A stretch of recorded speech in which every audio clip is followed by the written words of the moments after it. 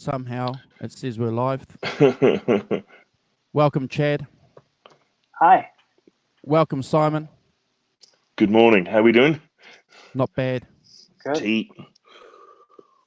Yeah. I haven't got a Coke yet, so I'm going to let you guys do a bit of a chit chat while I go and grab a Coke later. So everyone knows where I am. Everyone knows where Simon is. Where's Chad from? Chad's from Nova Scotia, Canada, and I'm. It's currently like 2:30 in the morning here, so on a East bit of a Coast. different, East Coast time, on a bit of a different time zone. It's quite late, but it's good to be here. So yeah, thanks. Appreciate it. Yeah, Simon and thanks for I coming. were always blown away by the comments and the support that you gave us in the chat. You know, clearly you're just as much a guitar and a music nut like Simon and I. So Like what we are. Thanks for joining us. What really interests me, before we get on to it, though, was the connection that you've got with Robert Frank when we were talking about the Rolling Stones a couple of weeks ago. So I look forward to having a bit of a chat about that. So do you want to give us a bit of a an introduction on your background as far as music goes and guitar playing? Because that's basically what the show's about. Yeah. So I started playing guitar probably around the age of 8. I picked up my father to play guitar, and I think he had wanted me to play guitar. I wasn't very sports inclined, so he bought me this Gretsch BST 1000. It's kind of like a cheap 70s beginner Gretsch, and Wow. I picked it up I was 8, but I wasn't really into it very much. And then around 12, when I noticed guys started getting girlfriends and I wasn't very into sports, I said, how am I going to make this work? Like something's got to change here. And I remembered, I thought, oh, there's a guitar in the basement. I'll get the guitar out. So I get this guitar, and of course, there's like 3 strings missing. I hadn't touched it in 4 years. I'm 12 years old. It's like a rocket ride to puberty. I'm confused. I don't know what's going on. And then I heard my father from downstairs yell, "Turn on the television!" And we had this kind of like primitive satellite dish system where we got like a couple of channels. So it was like HBO or something, and it was Hail Hail Rock and Roll. Keith Richards playing the Chuck Berry backup band. So it's Chuck Berry's 60th birthday party bash or whatever. And I saw like it cut to like, I think it was like Little Queenie, and Keith Richards did the solo. And I thought to myself, who is this like ugly / the coolest guy I've ever seen playing, this Telecaster Custom that I knew it was a guitar, but I just didn't know what was going on. But something was happening in terms of like rock and roll. And then all of a sudden my shift from learning how to play guitar for the sake of getting a girlfriend shifted to I need to be able to make that sound, or I just became obsessed. So every day I would come home and I would just kind of totally, throw my book bag down and take the guitar.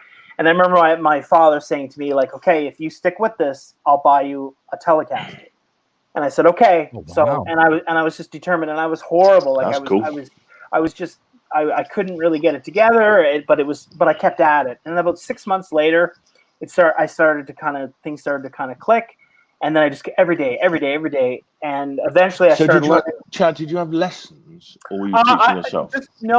When I was 8, I had some lessons for a year, but I didn't really take to it. But I had a record player and a cassette player, and I just had kind of listened by ear. And there was a lot of guitar magazines at that time that were really great because they had tablature and stuff like that. So I would buy those and figure stuff out. So it was a mixture of using tablature in my ear, but it was like learning Rolling Stones songs and I remember that first moment of figuring out how to do open G by myself, and it was just me just turning the strings and going, wait a minute, that's the intro to Honky Tonk Woman. So it was that obsession about the Rolling Stones, and like there was something about Keith Richards. And then right at that time, Steel Wheels Tour kind of came together and came out, and MTV, I remember, did this huge push where they were showing all the Stones content. So what I would do is I would throw a tape in the VCR and I would let it record for 6 hours, because I would do it at night because my parents, whatever, we had this one satellite dish, so we had to watch whatever, only one could watch one thing at a time. So I would tape 6 hours of Rolling Stone stuff, get home from school, throw my book bag down, and then just try to learn, She Was Hot and all those kind of bluesy type songs. And then all of a sudden, there was a couple of guys in my neighborhood that were playing and had a garage, and they said, "Come on over." And then I just started playing in bands, and I was fairly young. I was pretty good at it, but it was just something that's all I cared about. That's all I did. And then as I got older, I got, I remember being 16 and then being in a band with guys that were in their 30s and 40s. So I was gigging at 16 and with these guys who were 30 and 40, and they had a van, and I remember my old man was telling them okay, don't drink and drive, just drop them off when you need to, or call us if there's something wrong. But I would get home on the weekends at 4 a.m. with my gear, and then I was gigging and making all this great money, but and I'd be tired as hell on Monday because I'd been out gigging with this adult band, and then I'd make. What were you playing? Were you playing with Telecaster and what? I was playing, by that time, my father. Yeah, I was playing a Telecaster, and I had a PV kind of combo amp, and then I graduated to my dad bought me a twin, which was quite heavy, but I was using a twin. And then because I was so into, I got into Van Halen. I saved up all my money and basically begged my grandmother, and I had a 5150 as a teenager, which was crazy because you had to be really husky to lift it. But to do anything with them, yes, absolutely. Yeah. So, but I was playing in bands, and then it was just guitar really changed my life because I was a very shy kid, and then once I started playing, all of a sudden I became very outgoing and extroverted, and I was able to kind of navigate the world a lot better, and it gave me all this confidence, and it allowed me to be in new situations, and it really changed my life. And then I was just really, really obsessed with music, and then the Stones kind of gave birth to finding more things like Stevie Ray Vaughan and blues and things like that. So Stevie Ray Vaughan was a big influence too. But then I saw the Finish What You Started video for Van Halen, and that sound, and then I remember begging my grandmother, saying I don't have allowance money, can you buy this tape? And I got a copy of OU 812, and I put the headphones on. It was like a Walkman in those days, and it blew my mind. So then I got into the Van Halen thing, and then I was just obsessed throughout high school, playing in bands and things like that. And then I kind of got into an original band, and we recorded music, and we had songs on the radio in Canada here, and we were all kind of set to go to Toronto to kind of be on this TV show, like this talk show thing. And I kind of had this epiphany where I was like, you know what? I kind of don't think I want to do this. I think I want to do something else. So I went to university, and then failed out of university miserably, but then realized I didn't want to be a musician at the same time. But I kind of went back home and then worked for a year, and then went back to school, and then became a teacher. So that's something of a crisis of everything by the sound of it. But the guitar was this amazing thing that always, no matter where I went, I could play at parties, or I could win people over, or I could be that person that it just allowed me to connect to people, and people really liked me. So it became a big part of my personality, or I could teach guitar, or it was this vehicle for me. But I loved it, and it was kind of like my personality kind of dictates that if I love something, that's the only thing that I do. So I kind of obsess about it. And guitar was a big thing for me up until probably about 15 years ago, where I discovered photography, and that kind of shifted my thing. But about 5 years ago, I became a weekend warrior for 5 years with a couple of guys that I had met, and got to play in a rock and roll weekend cover band called Wheelhouse, and just had a ball. And just got to play Rockstar again at the age of 40. And thought, oh God. So it was really good. Now I'm not playing. It's so fun. But right now I'm mostly focused on my photography and what I do with my photography. But music, I wouldn't be able to be a photographer now if I hadn't have gone through that journey of being an extrovert by learning how to play guitar. and meeting people and developing confidence. So it was really like the Rolling Stones and Eddie Van Halen. It was like this cocktail that allowed me to kind of just go out to the world and find the things that I really cared about, I guess. Just on a side note, in 1st of June, 40 years since the advent of the Walkman. 40 years. The Wow. Walkman came out 1st of June 1980. Wow. So it's 40 years ago. Look, he's still got one. Oh no, he's got a telly. No, I don't have them. But I do remember my ears and my mind changing forever when I listened to Neil Young, My Hey Hey, the first time through a Walkman. A friend of mine said, "Listen to this." The Blue and Into the Black, yeah. And I hadn't heard anything. Chad, I'm interested in the fact that you said that you worked out OpenG by yourself. I'm amazed that you did that, because I think a couple of shows earlier I said that I had to get shown how to do that by some other friends of mine who were pretty bloody good, who worked out OpenG too by themselves. I could never work that out, so I'm happy to admit that. But once I got shown how to do it, it made sense, doesn't it? You know, playing those songs, those OpenG songs in OpenG, it makes perfect sense. So, so how did you work that out? By listening to the songs and then just having that ability to translate it back to the guitar? You know what? I saw there was a pay-per-view concert, and it was the Rolling Stones at Atlanta. It was like it was like it was in December '89, and I saw Keith Richards doing the opening to Honky Tonk Woman, and he's teasing out, he's hitting the Telecaster, and he's just plucking those strings, and I heard that sound, and I was like, wait a minute, and I'm playing the guitar, I'm like, that's a G chord, you know. I think I might have been 13 or 14, and I said, that's a G chord, and I'm saying, but he's not touching the fretboard, but he's playing the G. And I said, okay, well, the sixth string is gone. So I snipped that off the Telecaster. You know, my dad was pissed, I remember, at me, because he was like, you're not supposed to mess with that stuff. I'm like, it'll be all right. It'll be all right. So I took the back of the bridge part, the spring off for the sixth string. And I was like, okay, I'm one step closer. And then I just kind of like literally just kind of hit it until all of a sudden I was like, wait a minute, if I tune it down, if I tune the A down, and all of a sudden I heard that sound.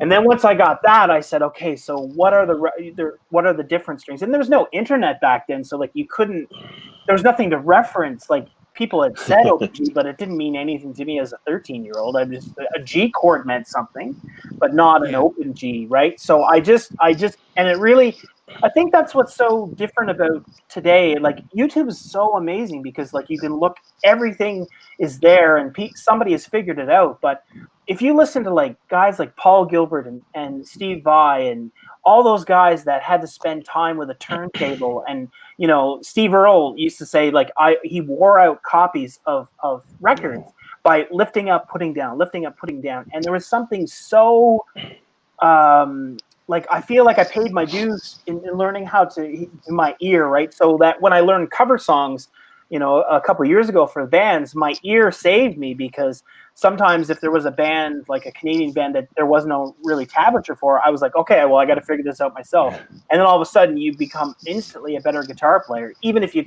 can't play it that well, by figuring it out, you kind of get to know the fretboard. So I remember, I'll never forget that moment though, of figuring out that OpenG. And it was like graduating high school or graduating university. Like I remember that moment being like, wow. Wait a minute, it was just like the roof blew off and light was shining down. I mean, not that I knew how to play the rest of Honky Tonk Woman, but it was like one step closer. And I think that's what's so great about the guitars. I think that everything is that incremental thing where if you stumble upon something and then you keep, like Joe Bonamassa on YouTube is giving away gold. Like anything that guy says, he gives away these things away, you know, use the tone knobs, use this. And a lot of people kind of, they rip on him or I guess they troll or whatever. But if you listen to what he's saying, he's giving an education on Jeff Beck, Eric Clapton, all those blues guys.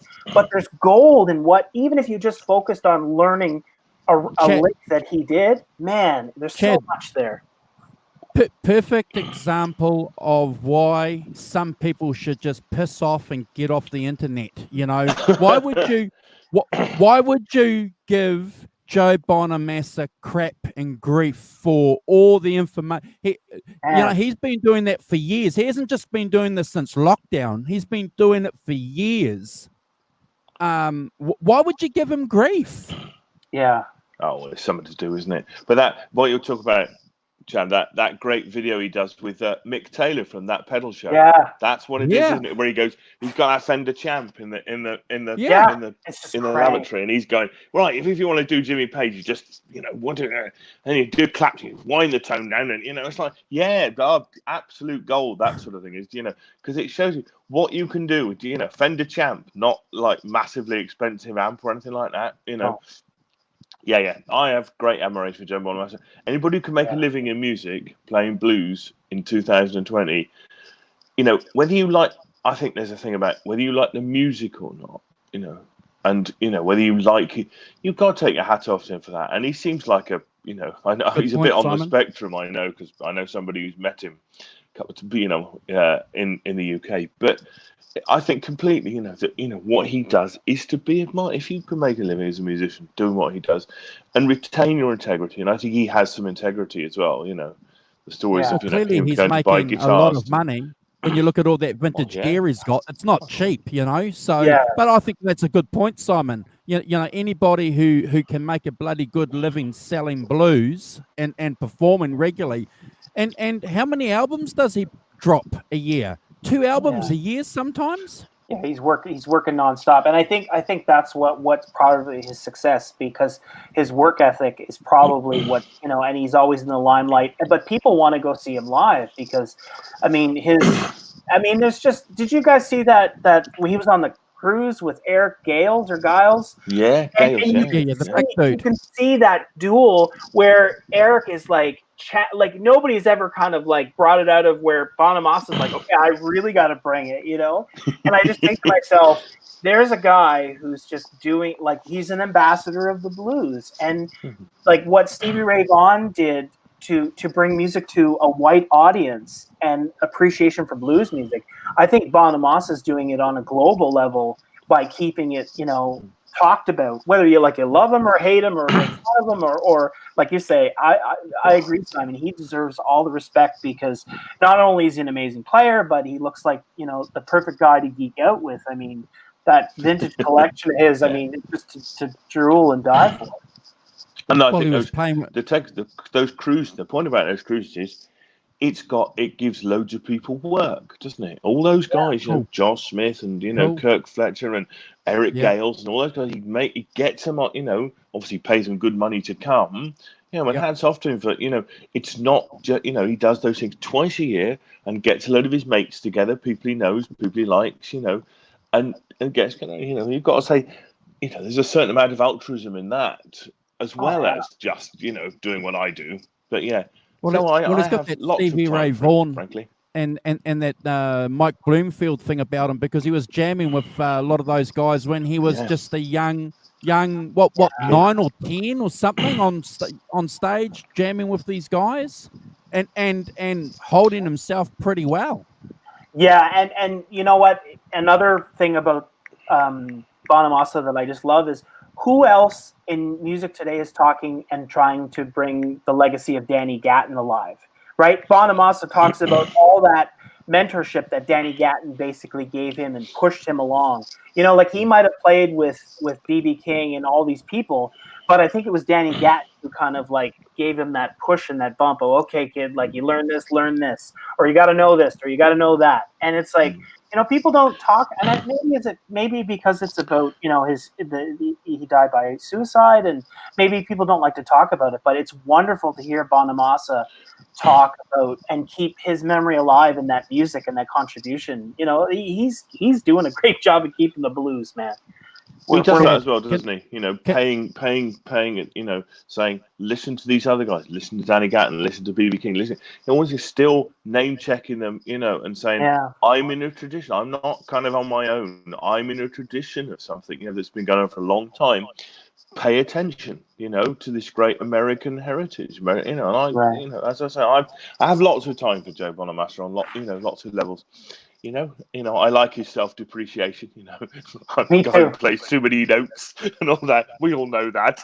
You know, he's great. He's great. You know, Chad, can you just do us the favor? Kubrick Lover, who is a long-time supporter of the channel, is asking who you are. So can you just introduce yourself to him, please? Sure. I guess I'm a guitar player first, because the guitar was something that really changed my life. I'm a guidance counselor.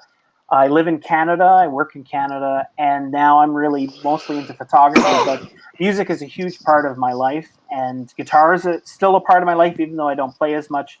And I just really love the YouTube community and this channel and Johnny Bean's channel and Ben Coon's channel. So I really like the idea of community and connection, because that's, for me, that's what music is and that's what photography is. So I think those two things for me really blend together. So I got asked to be on the show, and here I am, and we're 20 minutes in, and I'm having a ball. So Tubin one. So, that's who he is. So Tubin is his name, Kubrick Lover. So you might remember that from previous chats where he's been prolific with us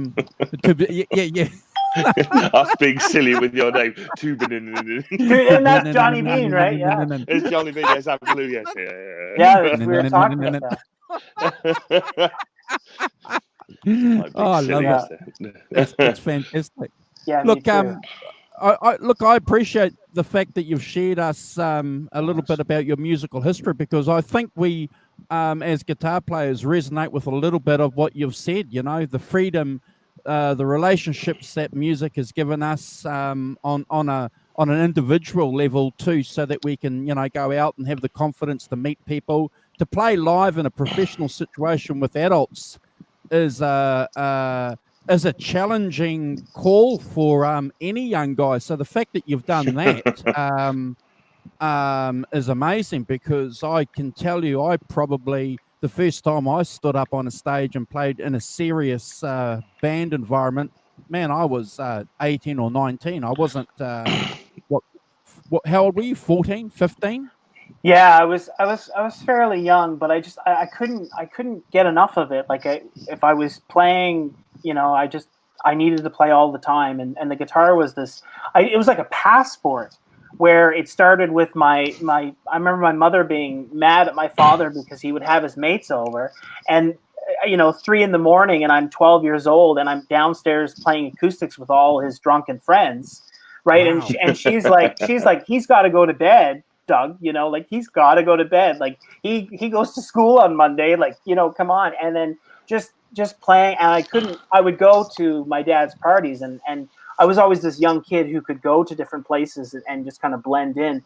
But it was an education, because I would learn to play some country songs or rock songs or whatever. And it was just motivating to kind of, again, just to connect with people, and everything led to the next thing, which led to the next thing, and being obsessed about it and trying to make those sounds and playing in a band and that feeling of being on stage. Yeah, that was, and to hear people, clap or whatever, that was mind blowing. Still is, like it's even playing in a rock and roll. I sing backup. I used to call myself the guy who just learns how to sing enough to get laid in university playing Wonderwall.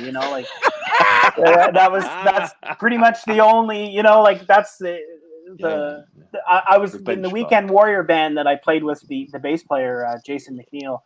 His harmony is like fabulous, and my harmony is terrible. But playing in the band, he would push me a little bit to kind of break out of that. But I'll sing, like I can sing the odd song, but again, it was just I'm more of a campfire party singer, and I just rather play guitar type thing. Yeah. So you're playing at the moment. You play in a sort of covers band. Do you do that now? No. The singer actually was from the UK.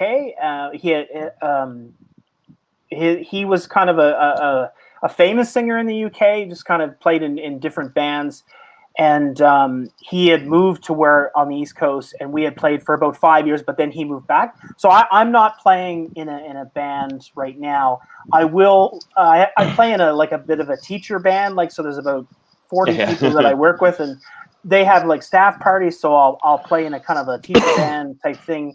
And every now and again, I'll jam with my old bass player who's actively in bands. And if I go and see his band, he'll call me up and be like, "Okay, get over. You're going to take over for a bit." So I do those type of things. But now I really enjoy listening to music more. The more I not play guitar, the more I listen to music, and I'm starting to learn how to listen to music again, like I used to when I was younger.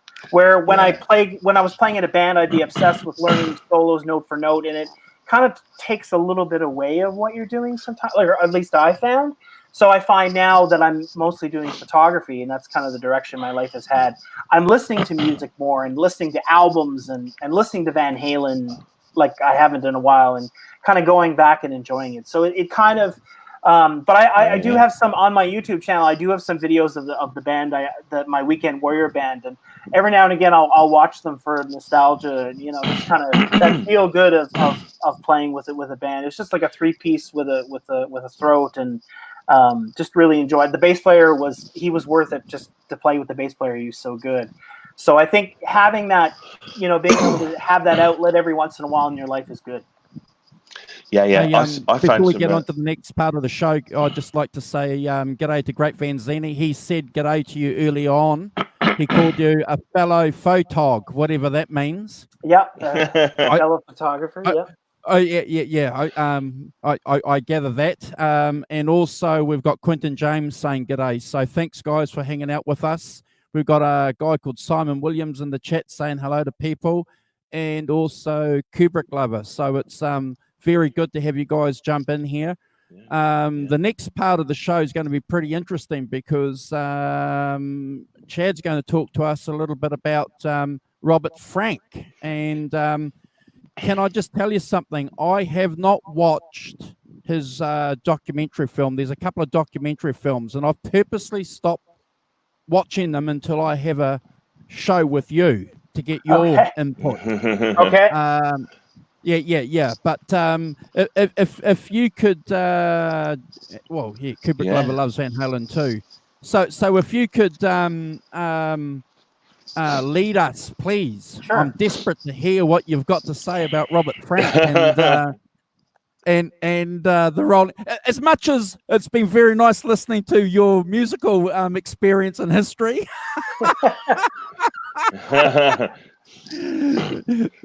But I'm just mindful of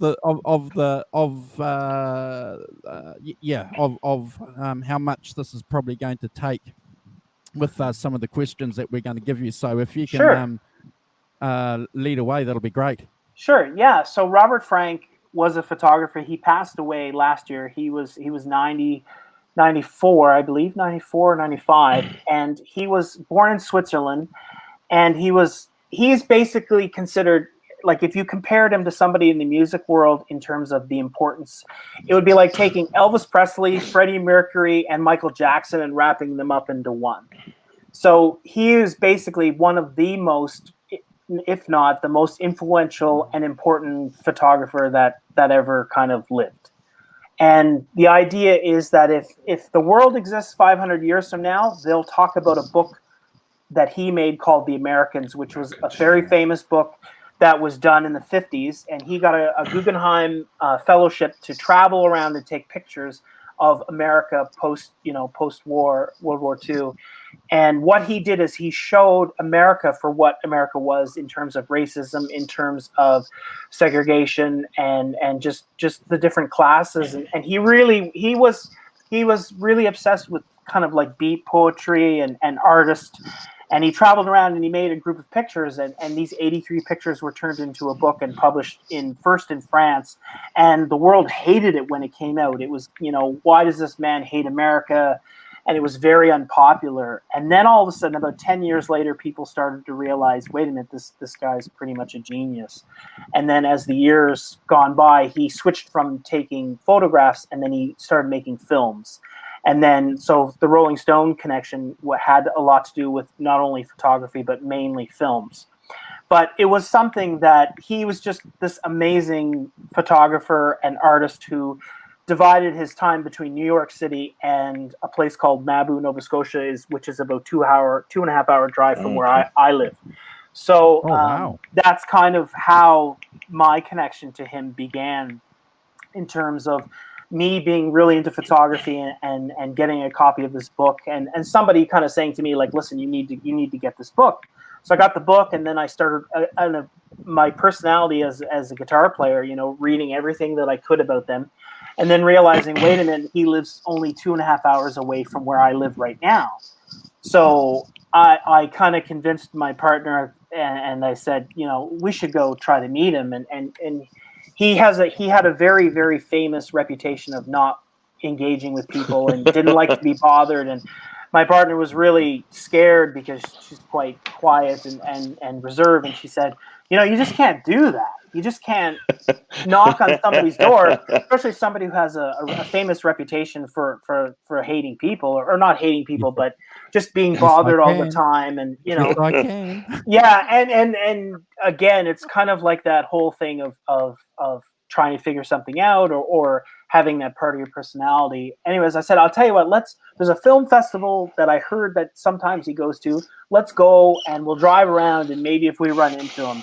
And so we went, and she was quite hesitant. And then all of a sudden we got there, and then the film festival wasn't happening. And then I kind of said, okay, how am I going to, find this guy?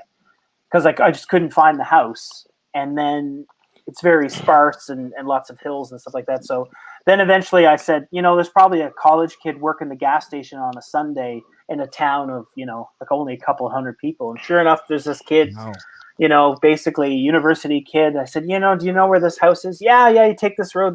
And I was off. And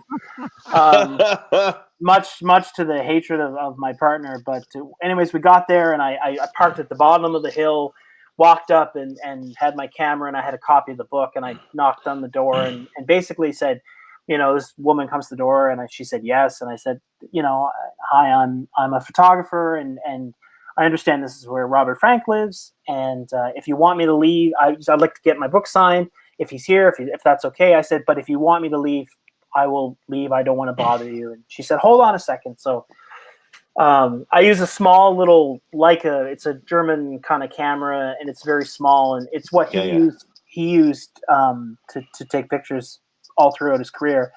And she walked into where he was, and I heard the conversation. And she said, Robert, there's a guy here, and he's got the same type of camera as you. And I heard this voice say, send him in. So I go in, and meanwhile my partner's in the car, and she's thinking I've stepped on a rake, or I'm arrested, one of the two. But he was wonderful, and he was very gracious to me. And then I asked if I could make a photo, and he went through my book, and he signed my book. And I said, can I make a photo? And he said, sure. So I took a photo, and he took my camera, took a photo of me. And so then I left just feeling like, $1 million. Oh, cool. It was this, meeting one of your heroes type thing. So the next year I said, how do I go back? I was like, I'll make a picture, I'll make a print, and I'll take that to him, and that'll be my passport to get back. So that's what I did. And then we sat and hung out and looked at he lived on this hill, and it was a beautiful view of the ocean.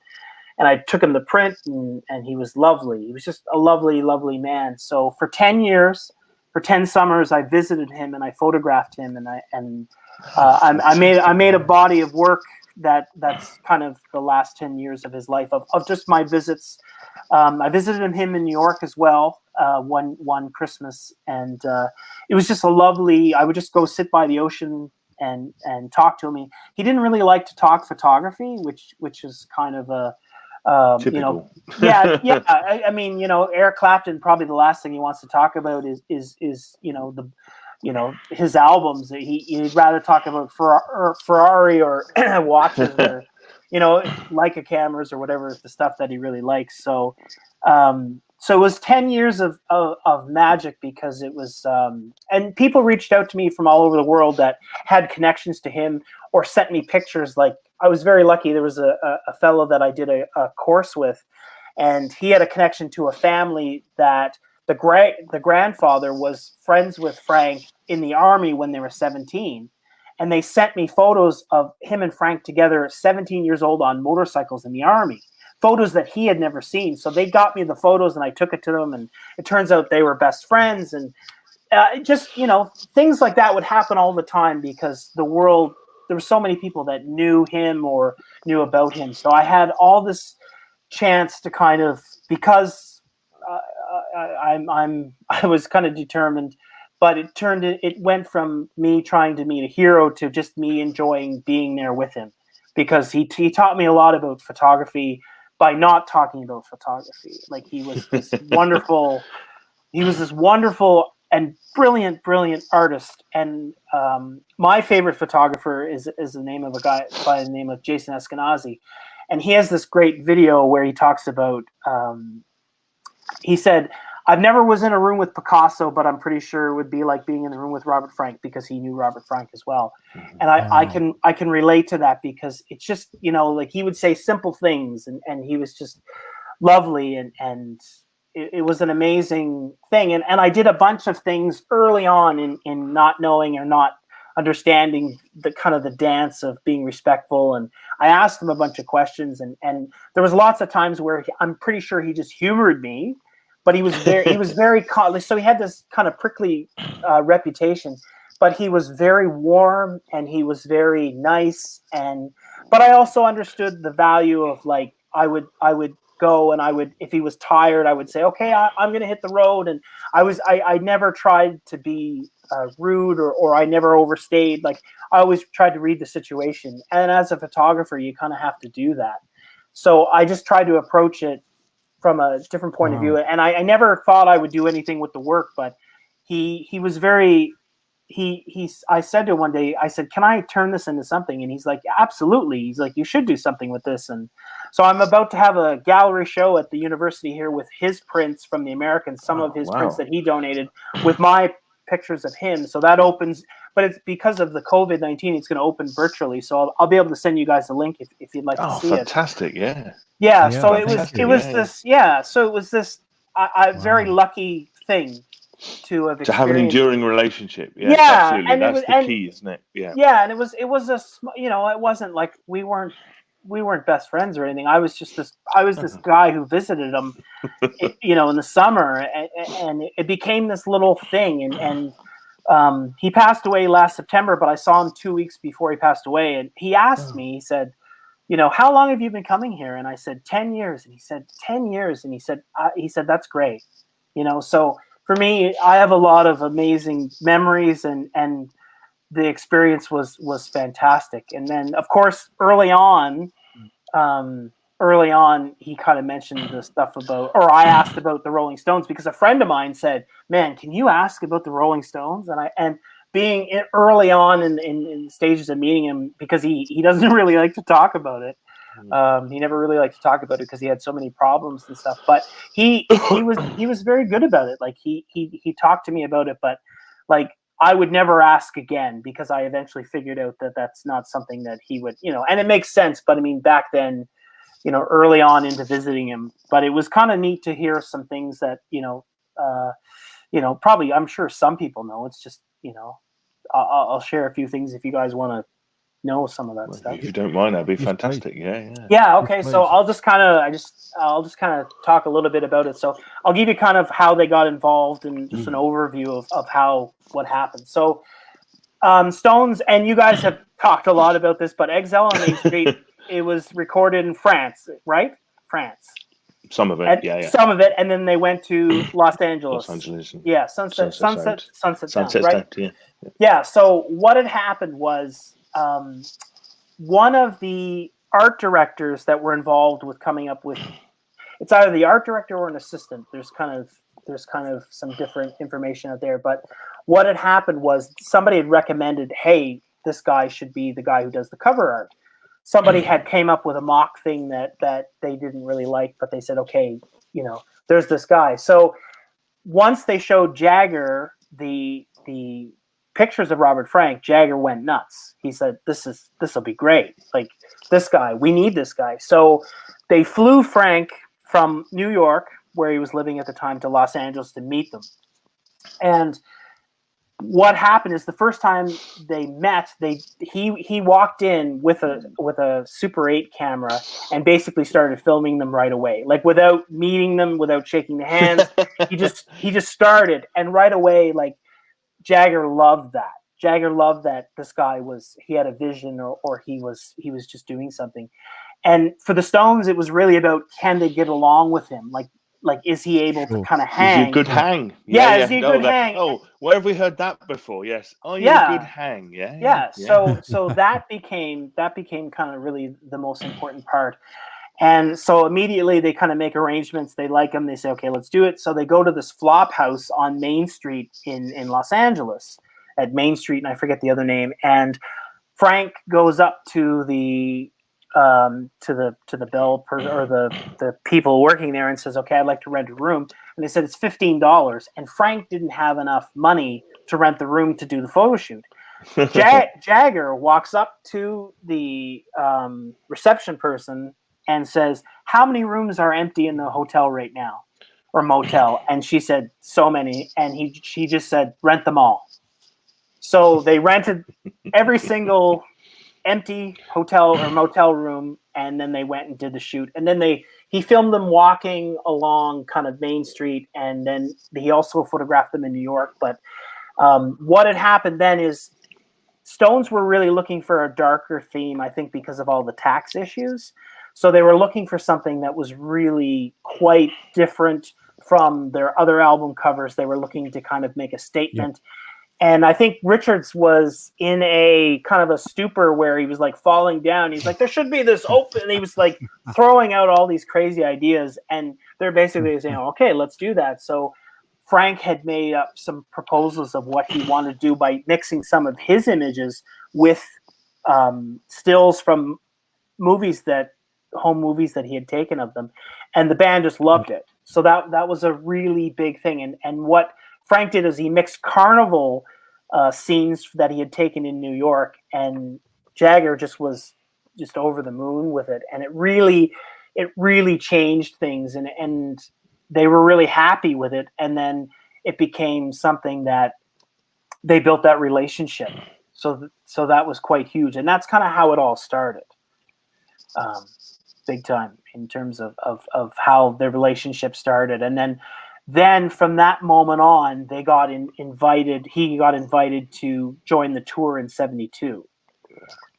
And what had kind of happened was they said, he gave them conditions where he said, okay, I want unlimited access. I want to be able to film everything. And they said, of course. So that's what they did. And around this time, I guess I just kind of, in doing some Robert Frank research, as I've kind of done, I found out that Bob Dylan actually got taken to Robert Frank's house just as all of this stuff was happening. And the manager of Bob Dylan wanted Robert Frank and Bob Dylan to meet because he wanted something to happen. And I guess Robert Frank was very quiet, as well as Bob Dylan was quiet. So I guess they were at the apartment and they were just hanging out, and then they're leaving. Nothing really happens. They don't really get along. Anyway, so the manager's driving Dylan back to his flat or whatever in New York, and Dylan turns to the manager and says, he's hanging out with the Stones, that. And this is even before the tour had started. So word was getting around that this amazing photographer was doing a documentary or working with the Stones. So it's the Bob Dylan connection is quite interesting, because I didn't know about it until I've done some recent research for an article that I'm writing. So of course, really, Dylan had great, he did those two 60s tours, didn't he? Did Don't Look Back with D.A. Pennybaker, and he also did the unreleased one, Eat the Document, which is the 66 one, the booing one, which has clips and stuff, but it's never actually come out in full. So, you could see a connection there that, could have happened, can't you? Yeah, 100%. And it was like I had a small window in terms of hearing stuff from Robert about the Stones, because even after him talking about it, I kind of realized he kind of didn't really care about talking about it. But what was the first thing that was really interesting that he said was he couldn't stand the music. He didn't like the music. And I said, "You didn't like it?" And he said, "No." He's like, I just didn't like it. And I said, "Was that tough? Was that hard?" And he said, "No, because I was trying to capture something. The creatively, the artwork on the album, that went really well. Like they were very harmoniously together. Like they both saw the vision, and it was a visual aspect, right? So it worked really well. But Robert told me that because that he didn't really care for the music is one of the main reasons that Jagger loved Robert Frank, because Jagger, I'm assuming, and this is just a guess, but I'm assuming like was probably at that time they were, you know, the biggest band. And imagine getting your ass kissed 24/7, and then all of a sudden this guy who's, you know, this visually important artist just doesn't really care, and all of a sudden there's a bit of a different frequency that you're walking with this guy. So Frank, yeah, it was. I kind of laughed because it was like the first thing when I asked about the Rolling Stones. He's like, I didn't really like the music, and I said, you know, how did that work? He said, no. He said that's what Mick Jagger kind of told me, that's the best part. He said that you don't really care for it. So I don't know if Mick Jagger thought that it would allow him to see things in a different way or not be enamored by the band, but Jagger at the time really was into photography, and Robert Frank had given him a Super 8 camera. And you can see in the Cocksucker Blues documentary, you can see there's a clip with Mick Jagger filming and things like that. So his obsession with photography and Robert Frank, and as would, you know, there's a million photographers who would just, you know, love to be around Robert Frank. You hear Annie Leibovitz talk about what it was like, because she was working for Rolling Stones, shooting the Rolling Stones on that tour, seeing Robert Frank there, and just kind of mind blowing. And so I kind of said, well, what was it like being on the road? And he said it was probably the closest thing to what it would be like to be on your own pirate ship. So, and I said, you know, what do you mean by that? And he said that it was kind of, the Rolling Stones were their own thing. They flew their own flag. He said, like, picture a pirate ship with a flag, and they had their own doctor on the tour. There was lawyers, there was jesters, there was clowns, there was just everything and everything. And the other thing that Jagger really liked about Robert was that he had this kind of don't care attitude. And one of the things, Robert Frank got arrested during a fight, a brawl that had broken out on the U.S. tour, where something had happened backstage and people kind of had descended on everything. And Richards was like basically pounding the shit out of somebody. And then Robert Frank got right in the middle of that. And even knowing Robert the last 10 years of his life, I can kind of see that, where he would just throw himself into something. So I think there was a lot of respect between the two, like the two forces. They were really into that. So he also mentioned that they were very insular. So like there was no outsiders at all. It was no bystanders. Everything was the small group that there was, like bodyguards. There was a lot of stuff that happened because of Altamont and like that whole stuff, and they had death threats from the Hells Angels and things like that.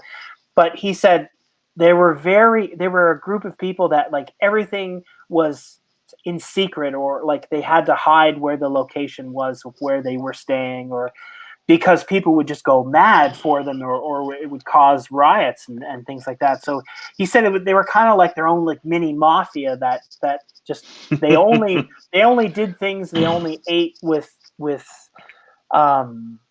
things only with the crew and stuff like that. They were there was no like backstage VIP guests, or, you know, you basically had to be either Hendrix or you're not getting back there. So Frank was a part of that, but just filming it as it was all going on. The other thing, Frank really didn't like that a lot of things that were happening on the tour were basically, it was very mundane and routine. So you've probably seen that famous clip of the saxophone and Richards throwing the TV out the window. That happened. They did that twice. And that became like something that they just did, and it became part of pop culture. And you destroy rock folklore, absolutely. Rock, Keith Moon and all that whole thing. But what was Frank kind of hated it, because what had happened was every day blended into the same. It just was a different tour, and he said they basically saved up all this energy on stage. They would explode. They would give everything to the stage, and then the only times they would be truly real is if they were back at the hotel, but with the door closed. Now, he had full access, but he said everybody just fell into this kind of mundane routine, and just things. He said real moments weren't happening. And the strength of Robert Frank's vision was he captured real moments. And there's this fantastic story about being at a Italian restaurant one night after a gig, and basically they had shut the restaurant down. Of course, they're the only people there. It was Charlie Watts, Mick Taylor, and Mick Jagger, and they're talking about the new album that they're going to record and the vision for the album. So what had happened was there's a violin guy playing songs, but he had heard that the Stones had basically shut down the restaurant, so his job was to play songs. So they're having this meeting, Charlie Watts, Mick Taylor, Jagger, and the violin player, instead of playing like Italian restaurant music, he's playing Jumping Jack Flash. and Jagger stops the conversation and says, "Okay, can you please play anything? Go back to your Italian stuff. Just play anything. Play anything but that." And Jagger says, "No, actually, play a country song. Like, play me something of American folklore or like a country song." And the violinist plays Ruby Tuesday. And Jagger gets up, goes over to the guy, basically stops him, and starts singing a cappella Long Black Veil, like that folk song, and just stops. And Frank is there in the room, yells out, "Finally, a real moment on tour." Wow. So it was just this mundaneness that had happened on that tour that had just kind of been, nonstop. So it was interesting just to kind of focus on the fact that all these things that were happening became so mundane. Even though they were, the greatest rock and roll band, it just became this robotic thing. And Robert Frank's, of course, looking for different things, but every day is blending into the next as it does. That famous joke on The Simpsons with Aerosmith, "Hello, St. Louis." Oh, it's Springfield, Stephen, right? Just the whole mundaneness of the tour. But it's really interesting to kind of think about the fact that, as there was probably so much control in as much as chaos as there was going with in terms of drugs and he did film that stuff, and that was part of what was happening. But at the same time, too, it was like the mundaneness was the stuff that became the challenge for him to photograph or to record. So it was quite interesting. And the film shows that. And of course, it became controversial because Keith Richards had issues with heroin and got arrested in Toronto. And then the film was released right at the same time, where they tried to release it. And all of a sudden the Stones were like, if we get this played, we're never going to be allowed to play in North America again. So they kind of put the kibosh on it, and then they put a copyright thing. And Robert was really proud of the film because what it was almost like a home movie voyeuristic view of the great. It wasn't, it was jerky, and you felt like a voyeur, which was very uncommon. And that was the same with the Americans. Like, his vision, even though one's a film documentary and one's a photography book, you can kind of see the style of the artist kind of shine through. So it was just like an amazing thing to kind of, just to hear a little bit about kind of what had happened on the road. Can I ask you a question? Go ahead. Can I ask you a question? Okay, so we're lucky enough to have segments of Cocksucker Blues on YouTube, and I was lucky enough to get a DVD copy a couple of years ago. Now, one thing that's always interested me is the graininess of that film. Now, for a long time, Stones fans thought that it was grainy because of the copies that were made. But I think, was the graininess actually part of that whole production of the film? Can you answer that? I can. Robert Frank's vision, he thrived on things not being perfect. So for him, the non-perfect. And if you'll notice on that film, there's almost like a blue tinge, like there's a blue hue. And lots of people have kind of like argued this back and forth. But what had happened is it's called a light leak. Like if you expose film that gets a little bit of a light leak, sometimes it gets overblown or overexposed. But Robert Frank was he saved everything. But a lot of those films, those films that were used, he was looking after them, but they weren't stored properly, and lots of different things happened. So the graininess, and you got to remember, a lot of that was filmed with 35 millimeter film, but also there was Super 8, and lots of stuff was mixed in. So there's kind of again, it's like the home movie feel to it, and the grain is definitely a part of Robert's vision and look. Like the Americans, if you look at it, it's very grainy and very gritty. So his style is very much that. So there, of course, every time you make a copy of something, it's gonna be less quality. But at the same time, for Robert, the more polished something looked, the more he probably stayed away from it. Didn't like it, yeah. Turns it into an art movie, doesn't it? It's an art movie. Yeah, it is. That kind of graininess and a kind of it's all about. It adds to the vibe. It's part of the atmosphere of the tour of the thing, isn't it? By having, if it was like in pristine 35mm Technicolor, that's not really what it is it? No. And actually, to film it like that the film is part of the, taking on the ambience of the tour. Yes. It's all a bit, and the drugs, it's all a bit grubby and a bit kind of grainy and a bit not. It's not pristine and the Alps and the Sound of Music kind of thing. It's no, I think that sort of graininess suits a film like that. Really, it's part, gives it the atmosphere, the correct atmosphere for for what it is, what he's trying to convey.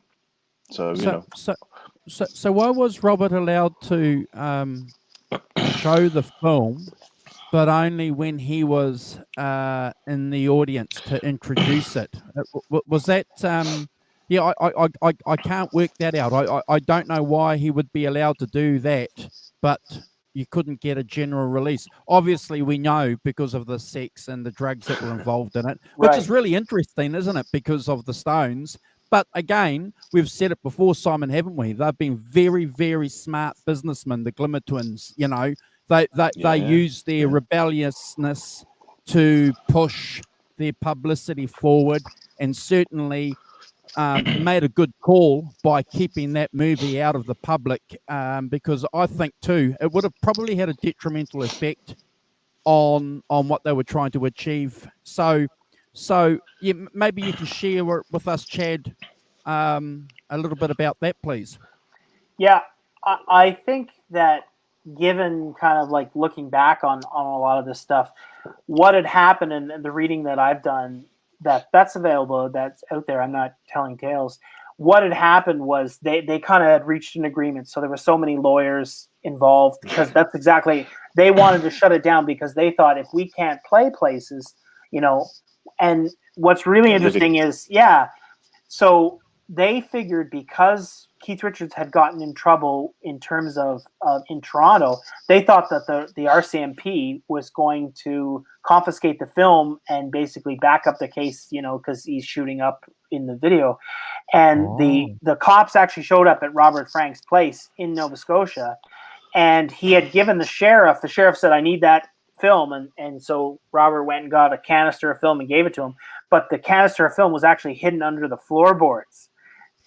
so and then eventually, and Robert Frank, knowing Robert Frank, he would have dug his heels in and just basically said, this is the film we made, I delivered the film. But he was really proud of it because it was a piece of art, and he considered what he did very, very important. Like if he did something, he said something. There was something to it. So I think they basically got to a point, they reached an agreement, and I think it was 77, where if it was only showed 4 times a year and he had to be in the presence of it, it would strike a balance between the two things happening. So by that kind of happening, the Stones could reach an agreement where Frank was happy, because they, at the same time, Jagger loved the film. He said it's an amazing film, but we can't have this. Now people knew that that's what went on in rock shows, but at the same time, Annie Leibovitz showed pictures of Keith passed out in Rolling Stone magazine. That's famous, but nobody had him shooting up intravenous drugs like that. So is it true that Mr. Trudeau's wife went up to the hotel room because she was invited to go and see a copy of to see that film, and so that's one of the reasons why she went to the hotel room? Yeah, I don't know. I don't know anything about that. All I know is that she was definitely there because she was photographed leaving the hotel. You old scandal monger, Andrew. Yeah, you old sailor, you, Andrew. Yeah. Digging the dirt. He works for the Sun. Yes. yeah. That's hard hitting journalism right there. Asking me at 3:30 in the morning, that's a good tactic for sure.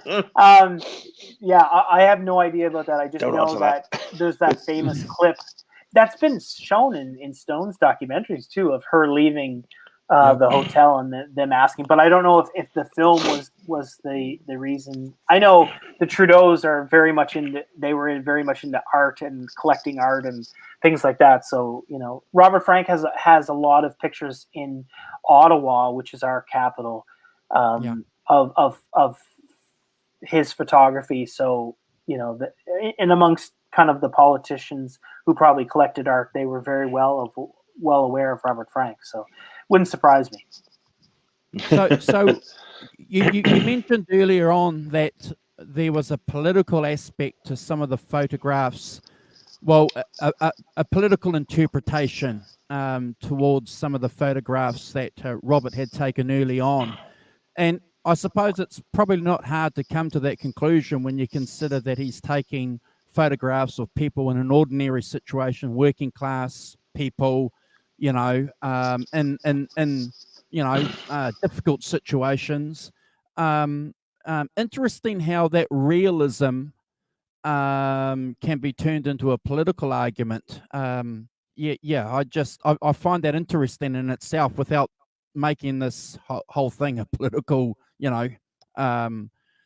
show. But interesting that he was pushed aside because people thought that he was perhaps maybe being a socialist, a Marxist. He was arrested while doing the Americans, being accused of communism, because what is a man with an accident traveling through Alabama doing with trunkloads of film and cameras? And back then, wow. I mean, you just didn't take pictures of strangers. Like a lot of the pictures in the Americans, because he used that German camera, the Leica camera, it's very small and it's very quiet.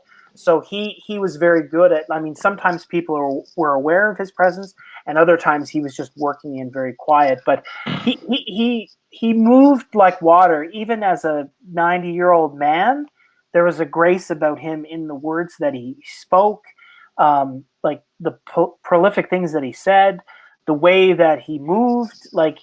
I can see how he floated in and out of situations in America in the 50s, which would have been really difficult, but it just was his talent, I guess. Like, he was just wonderful. And the Stones, I can see why they were, they took to him really well and were enamored by him, right? Wow. It's that whole thing of kind of, you start off as a rock and roll band playing, rock, and then somehow the other art from other areas, kind of, especially in the 60s, kind of comes into, not only the Stones, but all those people's lives. Dylan makes documentaries, that kind of art movies, and so I can see that those things, photography particularly, is blooming alongside that kind of rock and roll thing of the late 60s. Where things are, where rock music is starting to become art, isn't it? Yeah. And people are starting to take it seriously. and really look at it seriously, and be, Rolling Stone magazine starts up as a serious intellectual magazine writing about rock music in a way, not, Pop Wonderkins, the Beatles play Wembley Arena today. It's kind of thing that, you had in the 60s. So I think that it's, that you can see those bands, you can see that growth, Andy Warhol doing stuff with the Velvet Underground. It kind of all pulling all those different art forms into sort of the rock and roll orbit, so that rock and roll is taking itself seriously as it turns itself into rock music. That's a fantastic point, because I've been doing photography for probably close to 15 years now, and one of the biggest breakthroughs for me has been in the last 2 years, where I've learned that what I need to do is not learn more about photography. I need to learn more about music and other artists who create art that allow me to go out and make pictures. So like listening to Steve Earle or Bruce Springsteen lyrics, or, things that people are saying something, therefore causes me to react and want to go out and create in the world, right? So the importance of all that. And what's really crazy is the fact that, seeing Keith Richards on a show playing Chuck Berry music, and 30 some years later, here I am, and we're having this conversation. The Robert Frank thing, it's just very, very strange, like how all of those things are connected. Like you said, art and music, and it all feeds each other, right? Like, it's very, very strange. And the Robert Frank connections, because he's so important and big, they continue to happen in my life. I had my favorite Springsteen album is Nebraska, and there's this black and white photo on the cover. When I was 16 years old, I was staying at my uncle's place, and he was gone out, and I was pulling out his vinyl, and I remember holding that album and going, "Oh my God, whatever's on this album must sound amazing." And I remember putting his headphones on, listening to it, and being obsessed with the album. About 10, maybe 9 years ago, I find out that Springsteen is obsessed with Robert Frank and the Americans, and that he told a photographer to go out and take a picture that would belong in the Americans. So here I am. There we go. Yeah, there it is right there. So here I am, 16 years old, with no connection to photography or Robert Frank, but I knew that was a very changing moment. So those type of things that happen in terms of Robert Frank, connection to, like you say, music and just being places, or like I've been in places where I've been in a store or a gallery or something, and somebody said, like, "Oh, this really reminds me of either Robert Frank or something," or do you know of the work of Robert Frank? And sometimes I'll just say, "Yeah, I know of him," and then that's all I say, because it's just like I can't even get into it sometimes, because it's just it just happens all the time in some kind of way of some sort of connection. Like the other 2 weeks ago, when you guys were talking about Exile on Main Street, I was just like, yeah, Robert Frank, like he shot those images, and then that was it. Like, and then here we are. So it continues, just like learning how to play the guitar. It just continues to give, like to connect, I guess. Yeah, absolutely. And in a wider context, it to give and to keep connecting to those other things, Yeah. I think it's, it without those things, that I don't hesitate to go too far with this, but that thing about music, especially being art, an artistic expression and those things, and these all feeds in, because without these things happening, then I would say no Kanye West, if you want to be extreme about it. As a man who regards himself as an artist and what he does, and his presentation, everything, without, it's a stretch, but without the things, Frank, Pennebaker, all those guys, Andy Warhol and all that art, that's dragging it into that rock sphere, music sphere, and then it continues now.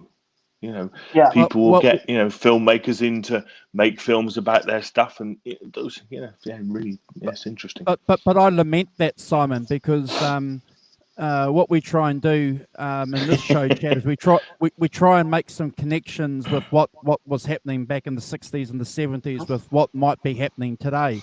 So in 1972, the Rolling Stones were the biggest band on the planet. They get a guy called Robert Frank, who was unknown, generally speaking, to 14, 15, 16, 18-year-old music fans. And certainly after the release of that album, he becomes familiar to a generation of people. So, and he's saying something, isn't he? Clearly, this guy's saying something. He's talking about America. You're blind if you can't pick that up. So today, you've got bands today who use TikTok for their advertising of their album or their without sounding like a old fart criticizing a lot of modern music, but get on with it.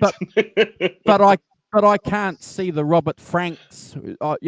Maybe probably I don't even know who they are. But I can't see the connection between a Robert Frank today and a band today making the connection that this band was making in 1972. Yeah, it's an interesting thing because there are lots of people who are just like lots of young kids who are discovering, but they're usually discovering them at art school, and I don't really have a good grasp of what's happening in terms of current music. Like there's times where I do hear amazing things, or I go, geez, I really like that or that, but at the same time too, like could we be in a more time where we need more of that stuff, where imagery it needs to be melding with music that's influential for politics, like we need that. There's lots of things in the world right now that aren't good, that we need more. I think we need more realism. We don't need 100%. fakery. Well, in my opinion, we're getting fakery. This here is realism. Yeah.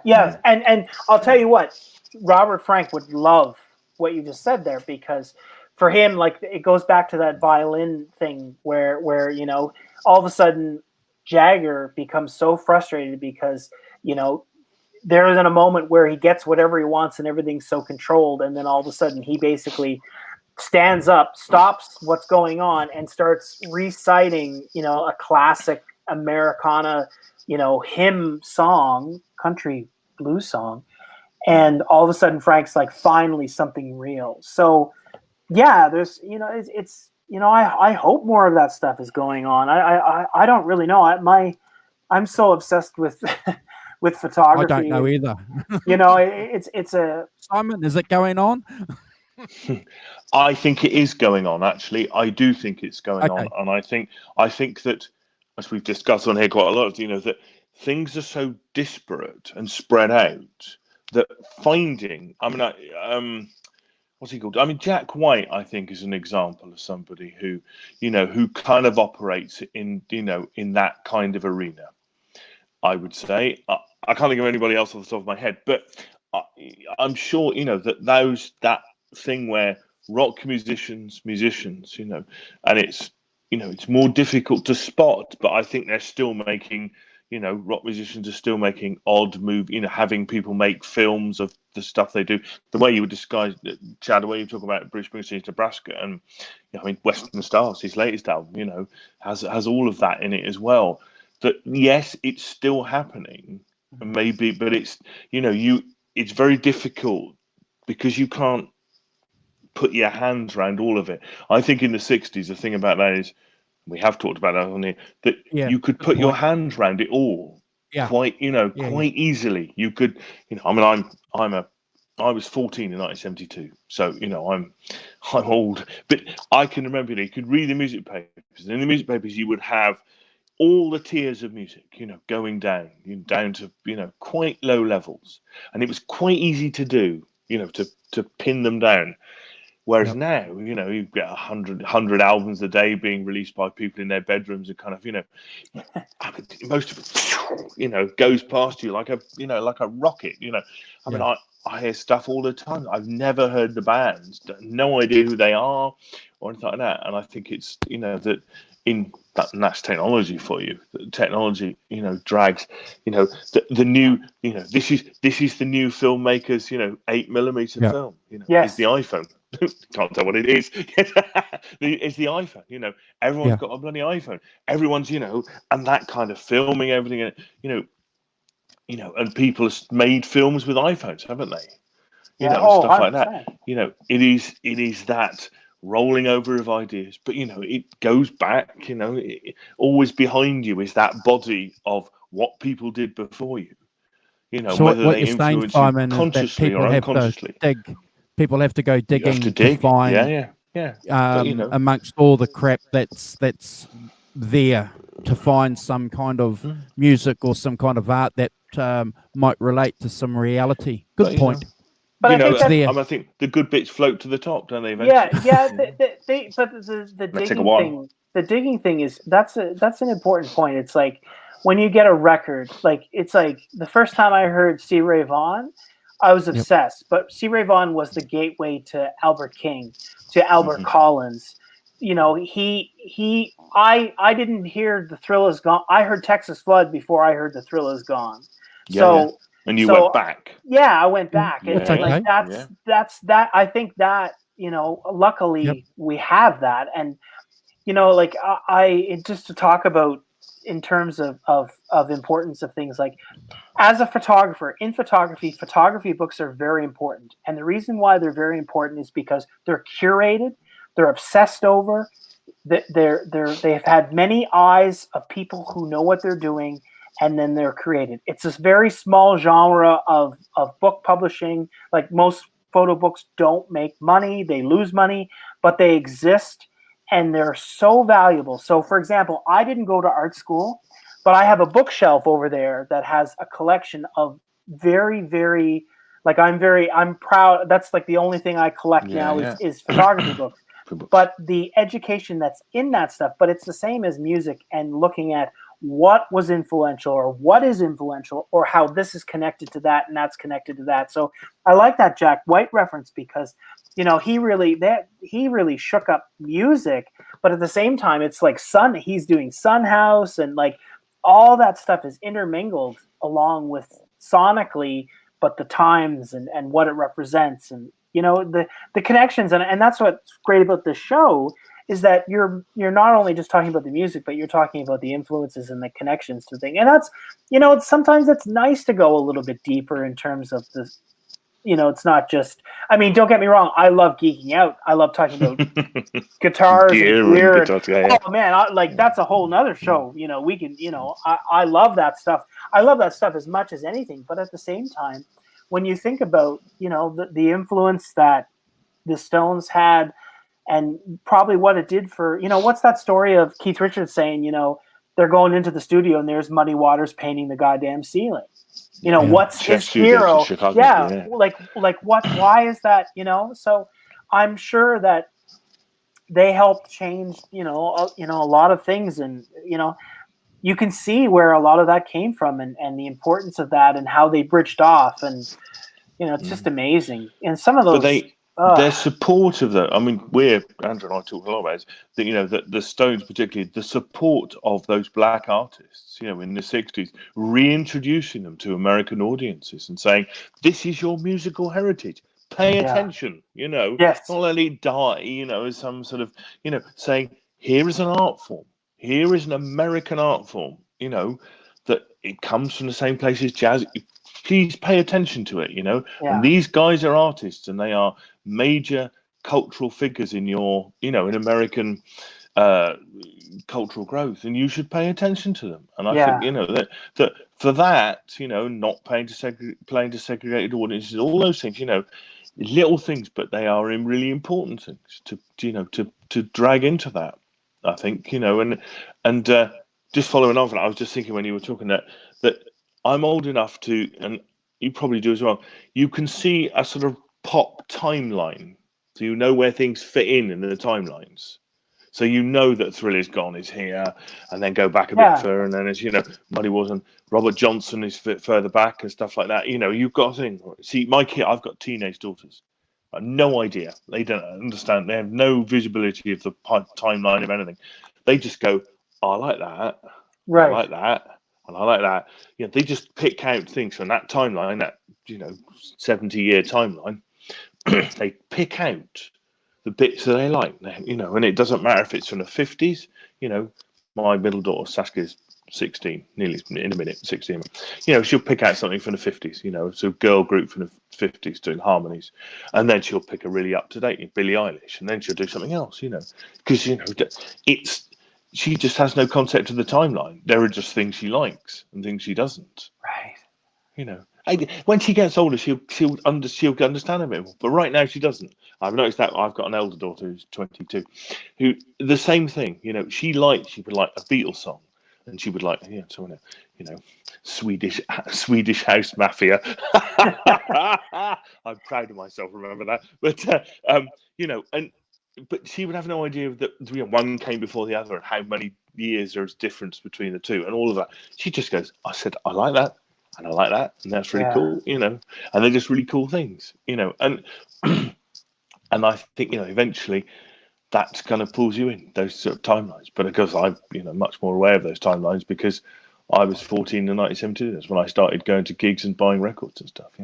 Yeah, and that's it for me. I mean, like I said earlier about Steel Wheels is not considered the Stones pinnacle album, but it was the first time I heard something that caused me to dive deeper into the rest of the catalog. Like I thought, here's Richards in Mixed Emotions video, and he looked cool. And outstanding. That was outstanding. Yeah, like it was. I saw him with the Chuck Berry thing, and then like literally like a month later, Steel Wheels kind of happens, and then all of a sudden they're all over MTV. And then all of a sudden, again, it's causing me to go back and, Under Cover of the Night and find all those other things like that. Like you say, that timeline, because that timeline gives you such reference points. And I mean, the Robert, in photography, it's the same thing. The influence of photography is like the influence of music. And they work so well together. Was Frank considered a bit of a communist in the late 50s and early 60s by the American establishment? He was accused of it, and arrested a few times, and he was just he was very frightened because he loved America so much, and he was very concerned because he was trying to get citizenship at the time, and he didn't want that that on his record because he thought, I'll never be allowed. Again, it's that fear. Are you now, or have you ever been? Yes. Yeah, very much so. And he just the authority and Robert Frank. He was a wonderful human being. Like he was a wonderful person. Now, that's not to say that he wasn't difficult but he did his things his own way and stuff. But the influence and the gift of that book and the gift of what he's created it's like I say, if the planet's here 500 years from now, people will still be talking about the Americans. Which is fantastic. Isn't it interesting that it's non-Americans that do a very good presentation of what America is for Americans? The Rolling Stones, English guys, Robert Frank, a Swiss guy. Swiss. Being involved in something, that's clearly an American album. Right. But interesting how people who aren't Americans see America in a different way than obviously Americans do. But what they give back to you, the Americans appreciate. Look at the Rolling Stones. They're performing music that Brian Jones states very clearly early on. Go and listen to Howling Wolf. Don't listen to us. And in a way, Robert Frank probably, I don't know. I'm asking you the question, guys. Robert Frank might be, I get the sense of saying the same thing, I'm presenting sections of America for you. Go and have a look yourself. Yeah, 100%. Yeah, very, very much so. I mean, that was, he just, whatever you felt, that's what he wanted you to feel, whether you hated it, whether you liked it, whether you agreed with it, whether you disagreed with it, just, feel something and go from there. That's really was his thing, right? So yeah. Do you guys get a sense that these musicians and artists that we love are actually more human than probably the guys down the road that we know? That they actually have, without sounding, I don't know, the love of humanity runs deeper through these guys because of their art, because of what they're doing and what they want to give as humans. It's nothing short of a gift. I think it boils down to some people are kind of channels, you know. Like I love that description where Eric Clapton talked about Stevie Ray Vaughan.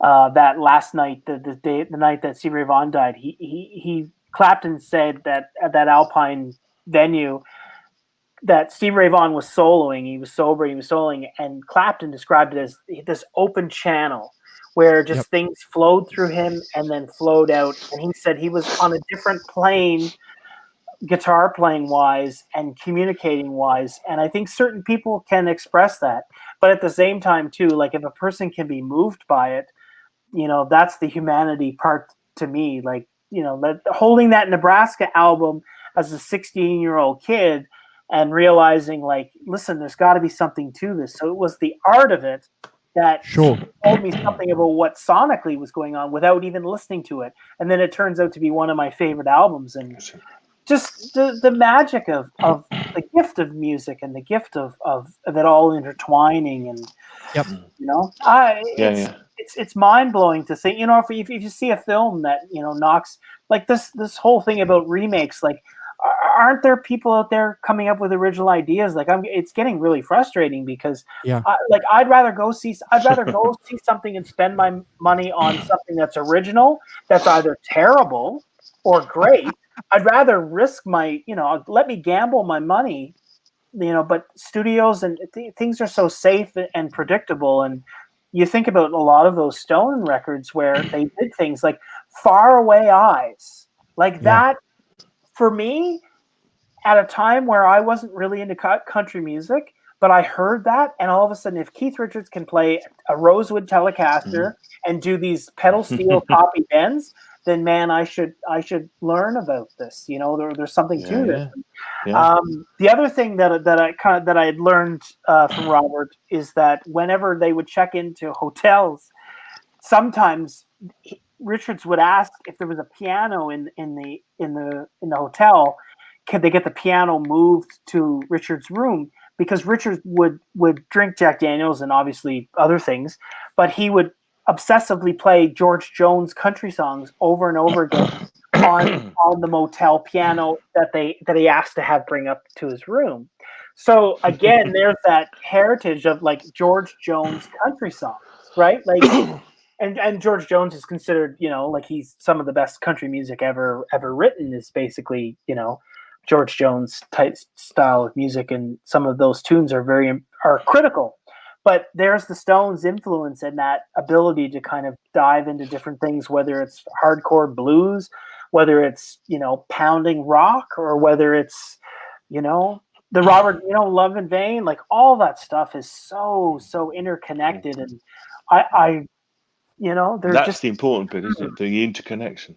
I mean, the other bit you were talking, the piano bit, of course, we've talked about this on here a bit, is that great.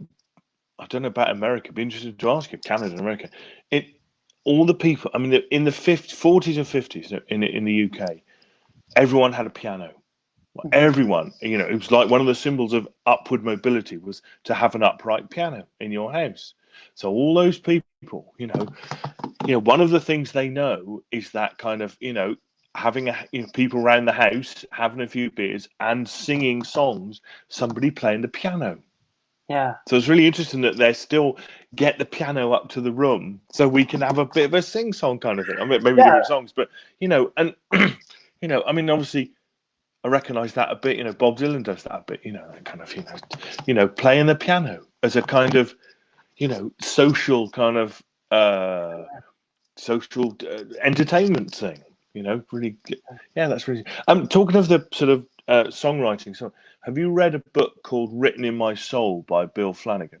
No, I haven't. Basically, Bill Flanagan is a writer, but he interviewed with like rock's great songwriters, lots of them, like Bob Dylan, Springsteen, Chuck Berry, Carl Perkins, Joni Mitchell, to talk about how they wrote songs, you know. And I think in there, Keith Richards talks about, you know, lightning bolts. You know, you're a conduit for it coming down and you know, going through you and stuff.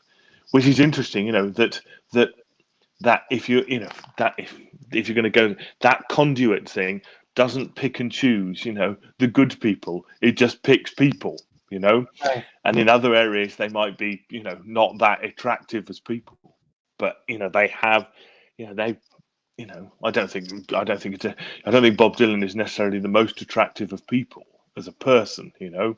I think he's had a very odd life, and that shows. But he is a conduit for amazing kind of songs, and and those sorts of things. So I think that yes, it's worth a look if you're interested in that sort of thing. Yeah, that's talking around. Good. Yeah, Good. Yeah, it's yes, and we talk a lot about that sort of thing on here, don't we? The conduits. Yeah.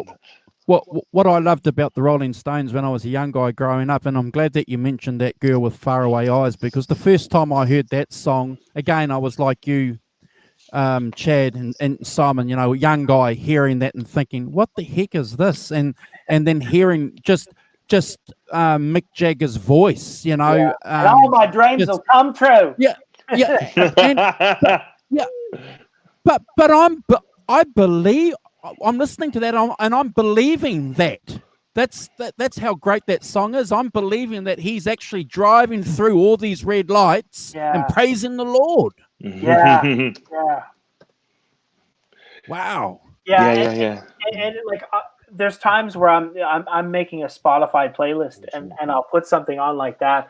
And then my partner will just kind of shoot a look at me like, what is this? Like it's just so far from, just sonically, it's like this sonic pit stop that it's like, and isn't that what they're doing? They're indulging themselves in the music that moves them, like, and then filtering it in a way for us to kind of experience it or connect with it or to discover that timeline and want to know where things come from and the appreciation of the blues and the fact that, we all come from, the guy who paid $2 to sing into a can, right? Like it's very important to realize that as much as business people they are, like you said, the Glimmer Twins business model, which I'm sure has been brilliant and long lasting, is better. But at the same time too, like, it's really interesting to know that dynamic because they really don't. I've heard that they don't really truly like each other, like Jagger and Richards, but they work so well together. But at the same time, you don't really know. But at the same time, too, today I saw a video of Roger Waters complaining about him. Have you seen that? It's really funny, isn't it? I was watching it and going, wow, like, I'm sure his wife is in the background going like, don't make this video, but there it is. He can't resist it, can he? Yeah. Crystal Balls, he cannot resist it, can he? Have you seen it, Andrew? Oh. Have you seen it? It's wild. It's like, the thing that struck me was, at what point are you not in the Pink Floyd and therefore posting stuff on the Pink Floyd website? If I'm in a Pink Floyd tribute band, do I expect Roger to be on the Pink Floyd, website? No, I don't. Yeah. You're not in the Pink Floyd, Roger. You haven't been in the Pink Floyd for 40 years or something, 35 years. I don't know why there's an expectation you should be on the Pink Floyd's website because you're not in the Pink Floyd. I know you're an alumni, but others have made me laugh. But he's been nasty to his former band for a long time. Stroppy. Yeah. But it's interesting that you guys should talk about the Glimmer Twins, because I want to ask you guys this question that popped up in another show that I was watching last night. And we'll get to Robert Jones and we'll get to Astrid soon, I promise. But I was watching a show and they were talking about Van Halen fans. And it's always interesting because you'll get David Lee Roth fans versus Sammy Hagar fans. And I have a preference, but 100% I'll put my hand up and say that I don't involve myself in those conversations. I don't. The first time I put a couple of pics on a big Van Halen Facebook group a few years ago, I got attacked. I couldn't believe it. It was the first time ever. I couldn't believe the comments that people were saying about me because I posted a couple of pics of OU812 and the Balance album that CDs that I'd picked up, to replace, and going, hey, Van Halen guys, and then I just got a streamload of and. Yeah. I'm a little bit slow. This is 5 years, and I'm scratching my head. And so I thought, I didn't realize actually how bad it is. And then you get involved on social media and actually find out that it's pretty bad. So, these are Van Halen fans ditching other fans who like, another band member. But what's really interesting about the Rolling Stones is that you don't get Rolling Stones fans ditching you because you're a Mick Taylor fan.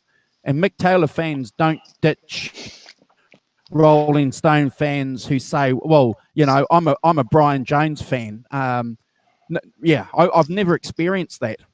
And as we say on here, just to be teasing, everybody knows that the best version of the Rolling Stones has Mick Taylor in it.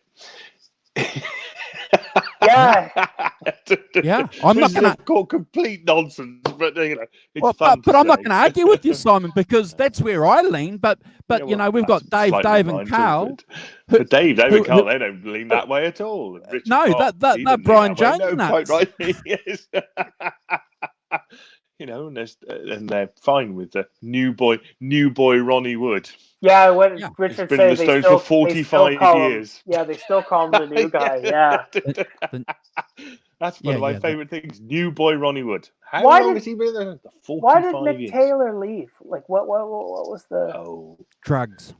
Drugs he was and a heroin, songwriting right? credits. Yeah, right. Yeah. So for a long, long time, we thought that it was, songwriting credits and, not getting the respect in the band. But in 2012, when they released that Crossfire Hurricane, I didn't know this, and I'd like to think that I was pretty up to play with a lot of, Stones information. But that's when Mick Taylor came out and said that he had developed a heroin addiction and he had to leave because it was his family and his life or death. So but he's never actually come out himself for the last 30 years and said, I've left because, they wouldn't give me songwriting credits. He never said that, did he? No, I sort of got the impression that there was a bit of that going on as well, kind of thing. That it is very much the Jagger and Richards show, and if anybody else wants to write, then it's going to go under Jagger and Richards. That famous thing about the Verve, the Bittersweet Symphony, and Richard, what's his name, the lead singer, Ashcroft. Richard Ashcroft. They came out saying, the Stones are going to get 50%, and he went, what, 50% of the song? Went, no, 50% each. Yeah.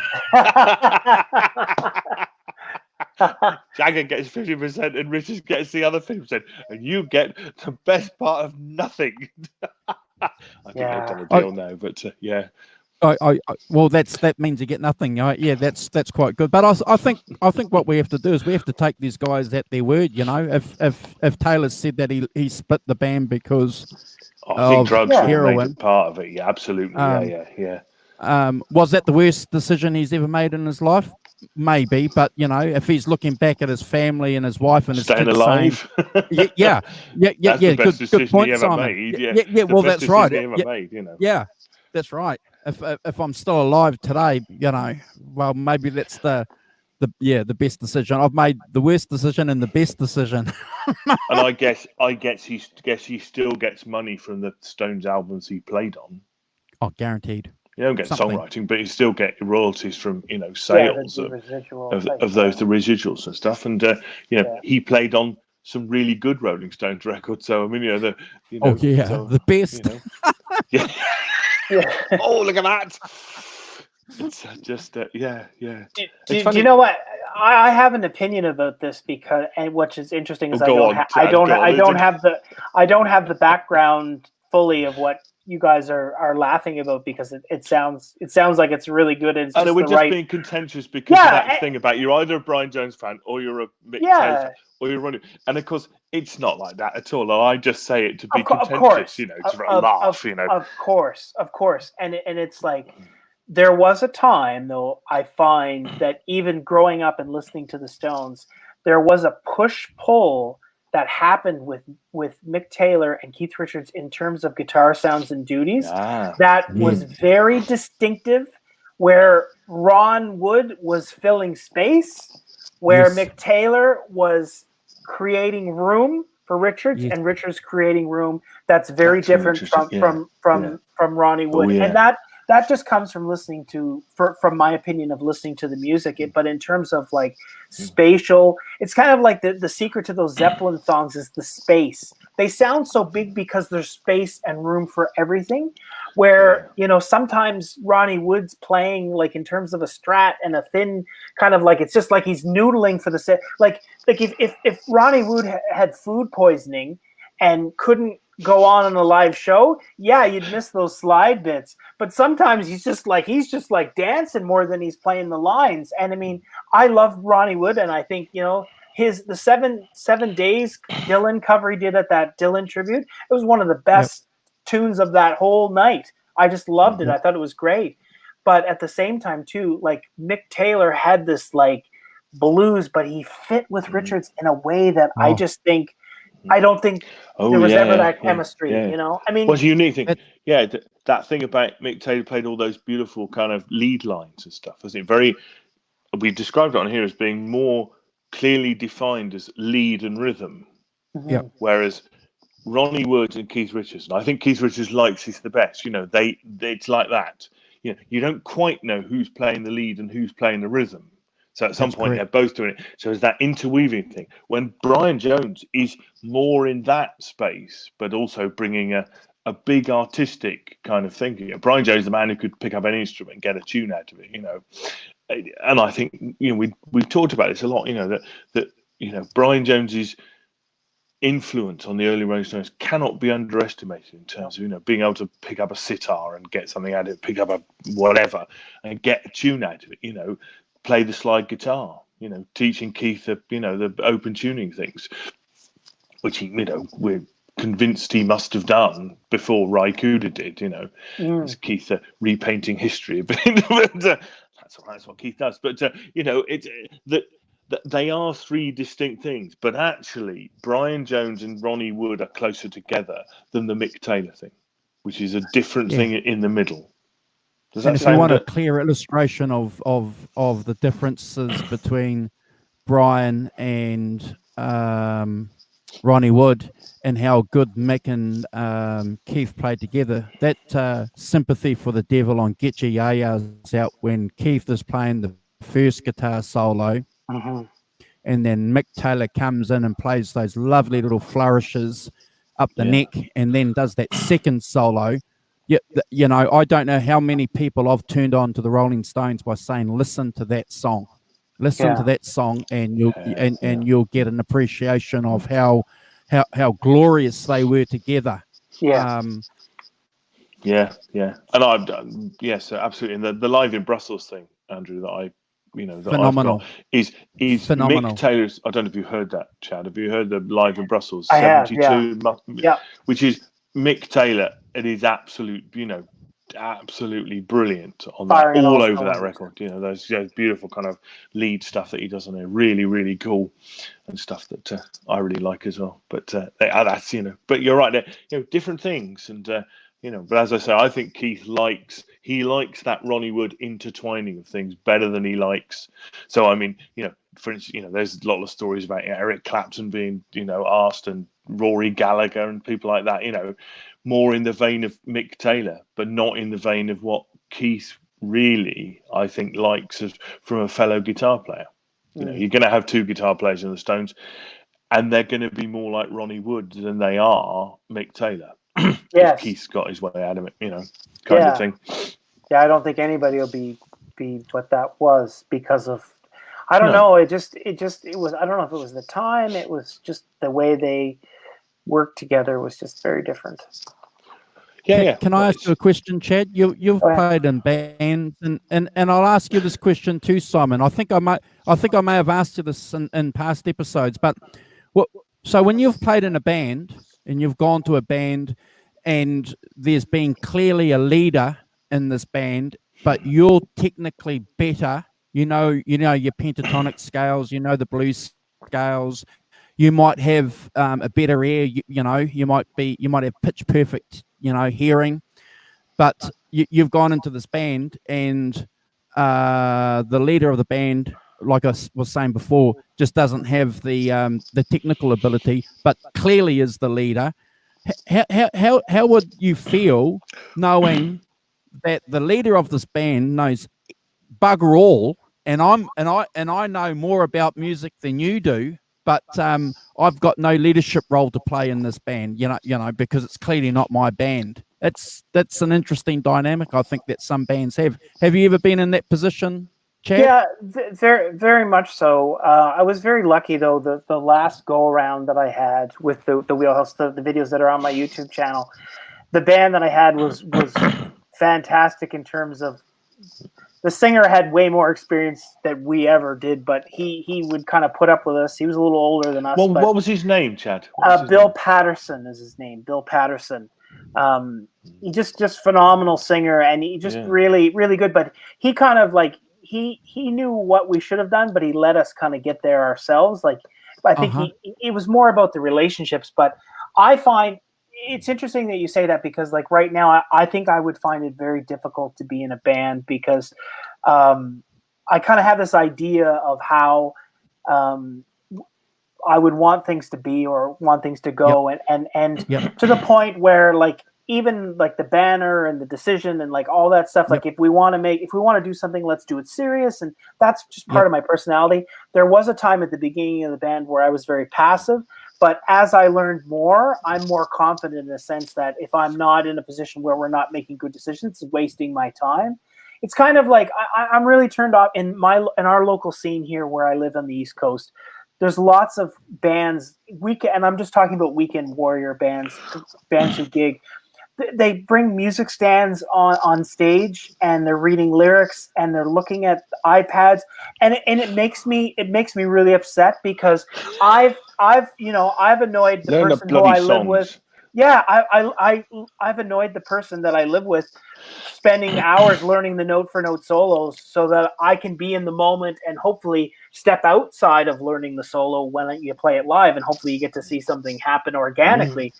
But I can only do that by learning the solo, where I just find that music has become this commodity, or because they can bring up lyrics on their phone, or there's these iPad clips. Like our singer had used them for some time, and I basically said to him, I was like, listen, you gotta do something else here, because it just doesn't work, because it takes away so much. Like there's a real disconnect, and musicians nowadays, like they accept it, and it drives me crazy. Now, mind you, I was in a weekend warrior thing, so it was eventually, it just doesn't become that much of a big deal. But if I was to be if somebody said to me, hey, let's start a band, I would say, okay, no music stands. Let's indulge us every once in a while, but the band that I was in, we basically made this decision of how can we put on the best show for the weekend warriors. So the first set we used to call the fish and chip set. So basically we would get to the pub, you'd be eating your fish and chips, and then all of a sudden it would slowly start to take off.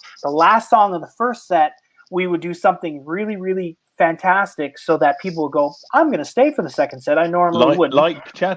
Go on. Let us into your secret. What's the last song of the first set? The Long Train Running by the Doobie Brothers, but done with a really different intro that the singer would just hit out of the park. So then second set, we'd start with Start Me Up, and then it would just slowly climb. And then on the third set, dance stuff and no breaks. As soon as the hit, so you'd hit it, a punch to the throat. And it was crafted that way so that people would see the show and go, man, you guys just didn't stop. But at the same time, like if somebody said to me, you have to play Hurts So Good, it makes me want to throw up. Like I can't stand that stuff. But if somebody said, let's play, Superstitious, geez, I have to learn that, or the rhythm, or so many bands here on my local scene, they play Crazy Train. Like I can't stand listening to it, because the world doesn't need another person playing Crazy Train. Now, if somebody decided to do something totally, like I saw a band play Give Me 3 Steps by Skinner. And you know what? People dance to it. It's a song that I hadn't heard very much. Yeah. And it's actually the band that my old bass player is in. And I said to him, I was like, man, what a great tune. Song. You didn't play Freebird, you didn't play Sweet Home Alabama, but Give Me 3 Steps, and people danced.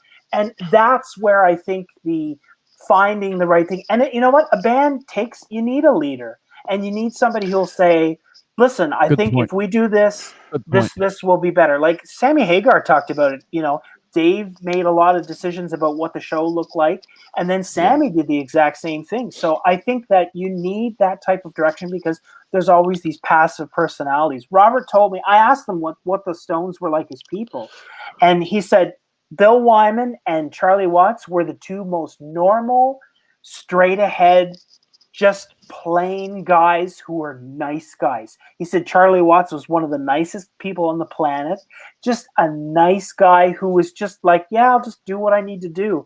Where Mick Jagger really cared about how things looked, how he looked. And, you know, and one of the neatest things that Robert told me was that he said that I said, what was Keith Richards like? Because obviously I loved Keith Richards. And I didn't tell him that, you know, I got into guitar because of Keith Richards. But he told me, he said, Keith Richards, everything he did was cool without him trying to be cool. Where Mick made more of an effort to be cool. Yeah. Keith just was cool by being cool. And I thought that was you know, I haven't really told people effortlessly cool. Yeah. And people who are effortlessly cool. Yeah, and we all know that because he's Keith Richards.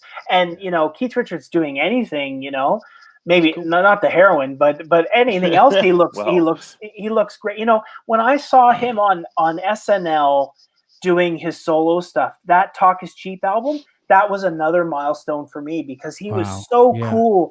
That band that he had Steve for that Jordan. Album. Yeah. Just the drums and like that album basically shits on anything any of them ever done solo. Like Jagger's solo stuff, like She's the Boss doesn't come close to it. No. And like you can have Joe Satriani back you up on tour all you want. Talk Is Cheap is like he said, okay, oh yeah, I'll you want to go out and do this? Okay, I'm going to assemble. You know, I mean, Talk Is Cheap is a reminder that Keith Richards loves music still. It's not just a business. It's not just you know, talk is cheap. You listen to that. That's somebody who still cares about music after all that time. Like that's an amazing thing to have somebody doing it that long, even in 89 or whatever, when it was released, or no, not 88 it was. Yeah, 88. So what's your opinion of Cross-Eyed Heart that came out about 4 or 5 years ago? I liked it. I liked listening to it. It wasn't the same thing to me, and I don't know if I'm just in a different place about that. But I kind of agree with you. I thought the album had some highlights. Yeah. But it was an album that was ticking the boxes. There was this blues number that was a homage to Robert Johnson. Then there was this country song, you know, which was, you know, I didn't get the intensity of purpose that's consistent with the Expensive Winos that he, you know, the two albums that he did, Main Offender, which is consistent right through and authentic. We've mentioned that before earlier in this show, guys, you know, that we're looking for some authenticity. We want to hear it. And look, I'm not saying that it's a crap album, but I just get the impression it's a tick in the box exercise, and that's okay. Andrew, I've got a question about it. Right, the first thing that strikes me about it, right, the difference between Talk Is Cheap and Cross-Eyed Heart is Cross-Eyed Heart's got 16 tracks on it. Is there a good album of 10 tracks there? If you could chuck out 6 tracks, you know what I mean? Good point. Talk Is Cheap is 10 songs, you know, and, you know, I don't know how many he would recorded, but, you know, this is 16 songs. Now, that to me says you've put everything on, haven't you, Keith? You've just put it all on. It's like actually what you no need to fat do is trimmed. You need to just, get some good producer needs to go along and go, nope. Yep.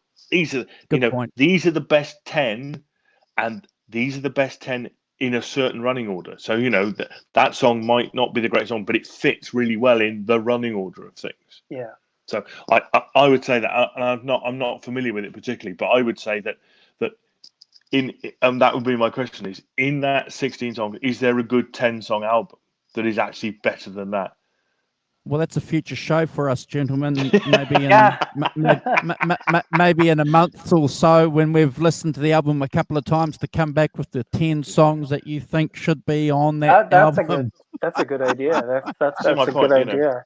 Yeah, less is more, right? In photography, there's something that said that if I'm too visually overwhelmed, I'm not going to take the same amount of information in, right? So if you listen, like Talk is Cheap, if you listen to the song Struggle and you listen, the guitar is not in time. There's that Keith, that beautiful, there's these things that he does that even as a 14-year-old kid, I realized something was different about this music. So he's literally, the rhythm section is so good that Keith can play inside and outside of the lines, and there's this tension to the music that just doesn't exist. Like Main Offender is amazing, and like there's some really good things on that, and like I say, I think it brings, but man, Talk is Cheap is like, and I think he made it so good because I think he wanted to piss off Mick Jagger. Like I think he was like, you're gonna break up our thing, I'm gonna show you that I can do this. And Steel Wheels wasn't too long thereafter, right? They were back in Montserrat writing and recording. So but I don't think they, going back to the original point, I don't think they necessarily do get on very well. But is that surprising from these guys that started off at in their late teens doing? But I mean, we've talked about this a lot on here about and then you go through the 60s, you go through and you realise that. And they obviously realised earlier than most, they got Prince Rupert of Lowenstein to run their business stuff, in the early 70s, that it starts to become a business. And when it's a business and not just a gang of you, that's a whole different thing. It is. And success gives you freedom. Success is, right? Success, the more success you have, the more you can say, you know what, I'm not doing this, or, you compromise less.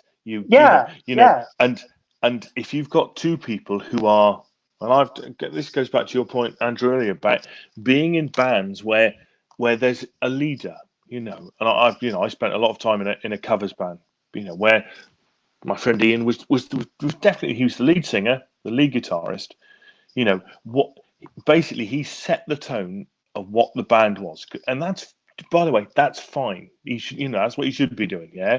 And and our duty as his fellow musicians is to buy that vision, yeah. Is to say, I understand where we're going with this. This is what you want to do. You want to do this type of band, play these types of numbers. We'll do that, and we'll do it to the best of our ability. If you don't buy it, you should leave, yeah. Because he doesn't need you to be grumbling, going, can we do? Can we do, Paranoid or whatever it is? It's like that doesn't fit his vision of what this band is doing. It's like, and just to be sitting there, going to band practice, going, can we do, Blizzard of Oz, or can we do whatever it is? It's like, that's not helpful. It just, can you stop that? Because it's not what the band is doing. It's not where we are as a band. And you either go, that's what I want to do, and I'm going to buy it, or you go and do something else. Eventually, I did go and do something else a bit different, but with a friend of mine. But I think that's fine, but true. Yeah, but having two leaders getting to the Stones, having two leaders is quite difficult. Two people. It's going to be that, isn't it? Yeah, you know what? I lost it's funny you say that. I lost a friend. I lost a really good, close friendship because of that Weekend Warrior band where the singer and the drummer didn't get along, and the band carried on because we really enjoyed the band, and I lost my best friend who was the drummer because I can't speak for him, but But looking back now, it's the worst part of that stuff. But you're right about the leaders. And I think that's why I enjoy photography so much, because I'm the solo. You're the leader. I'm the leader. I'm in charge. I make the moves. Where I'm in a band, now I have the confidence, even after playing with this other singer, because he was so good and he kind of taught us a lot. But it really makes a difference when you can make the decisions, because it's hard. And it must be, I mean, they must still enjoy some. I mean, how much money do they really need? Oh, they must enjoy playing. They must. They have play, to, don't they? You're a musician. Go out and play. The one person who pitched for me is Billy Gibbons. You know, man who seems to turn up all over the bloody place. You know, turn up to his set. Because why? Because he's decided. I don't need the money. What's the money? The money is nothing to me. I've got so much of it. It's fine. You know. But actually, I'm 70 years old and I'm a musician. You know, I can see the end game. I better go out and play. Because that's what I do, you know, go out and bloody play LaGrange and stop mucking about, you know, 5 years between records and bloody blah. Actually, I'll go out and I'll play. And if somebody says to me, come and play, I'm on it. Yes, you know, with that thing you did with John Fogerty. By the way, have you seen those John Fogerty at home lockdown videos? Yeah, the family things. They're just brilliant, aren't they? I mean, it just shows you two We're getting raided, guys. We've got Johnny Bean and Jay Neanderthal. Johnny Bean. Nothing better to do. Too funny. That's cool. Cheers for joining us. Yes, thanks for joining us. 7/8 and Johnny and Neanderthal. Yeah, I'm here because of Johnny Bean right now. Because we're all here because of Johnny Bean. Yeah. Thank all goodness, his fault. Right? Yeah, he decided how that name is going to be pronounced on the internet for me, right? So it's great. Yes, and now we've all taken it up in a stupid way. It's great. I love it. And you know the Van Halen thing. Hi Terry. I love Van Halen. Like Eddie Van Halen is he's my absolute favorite. But right now, like Andrew, it's interesting what you said about fans getting so upset, because I love David Lee Roth. I love I love Sammy Hagar. Like I love both eras of Van Halen, and I don't get it. But the other part is, there's nothing more than I would like. I saw Van Halen twice in 2007 and 2012, and I wish I could have seen Michael Anthony and hear those background vocals. But I'll tell you what, maybe Eddie, because of health, probably. But at the same time, too, if he doesn't want to play guitar, he shouldn't have to play guitar. Like I would love if they did something, but at the same time, too, I respect that. Listen, he has nothing to prove. He changed guitar. Just like Hendrix did, thank God. But really, leave him alone. Like if he doesn't want to play, then he doesn't want to play. Same thing in terms of. I think it's a bit sad that he hasn't arrived at that kind of Billy Gibbons thing about, you know what, I'm a musician, I'm going to go out and play. Maybe it's not possible for him to arrive at that place. Maybe it's too difficult, Maybe he doesn't want to, though. Imagine, I don't know. Maybe he doesn't want to play Panama again. That's fair enough. It's like 1984. I love 1984, but I'll tell you what. I skip Panama, I skip Jump, but I listen to Drop Dead Legs, House of Pain, Top Jimmy. I do listen to Hot for Teacher because that one's one of my favorites. But it's just it's just sometimes it's overdone, or it's just been played so much. I would imagine that he probably just wants to drive his motorcycle or his sports cars, or I can see that. No, so I completely agree.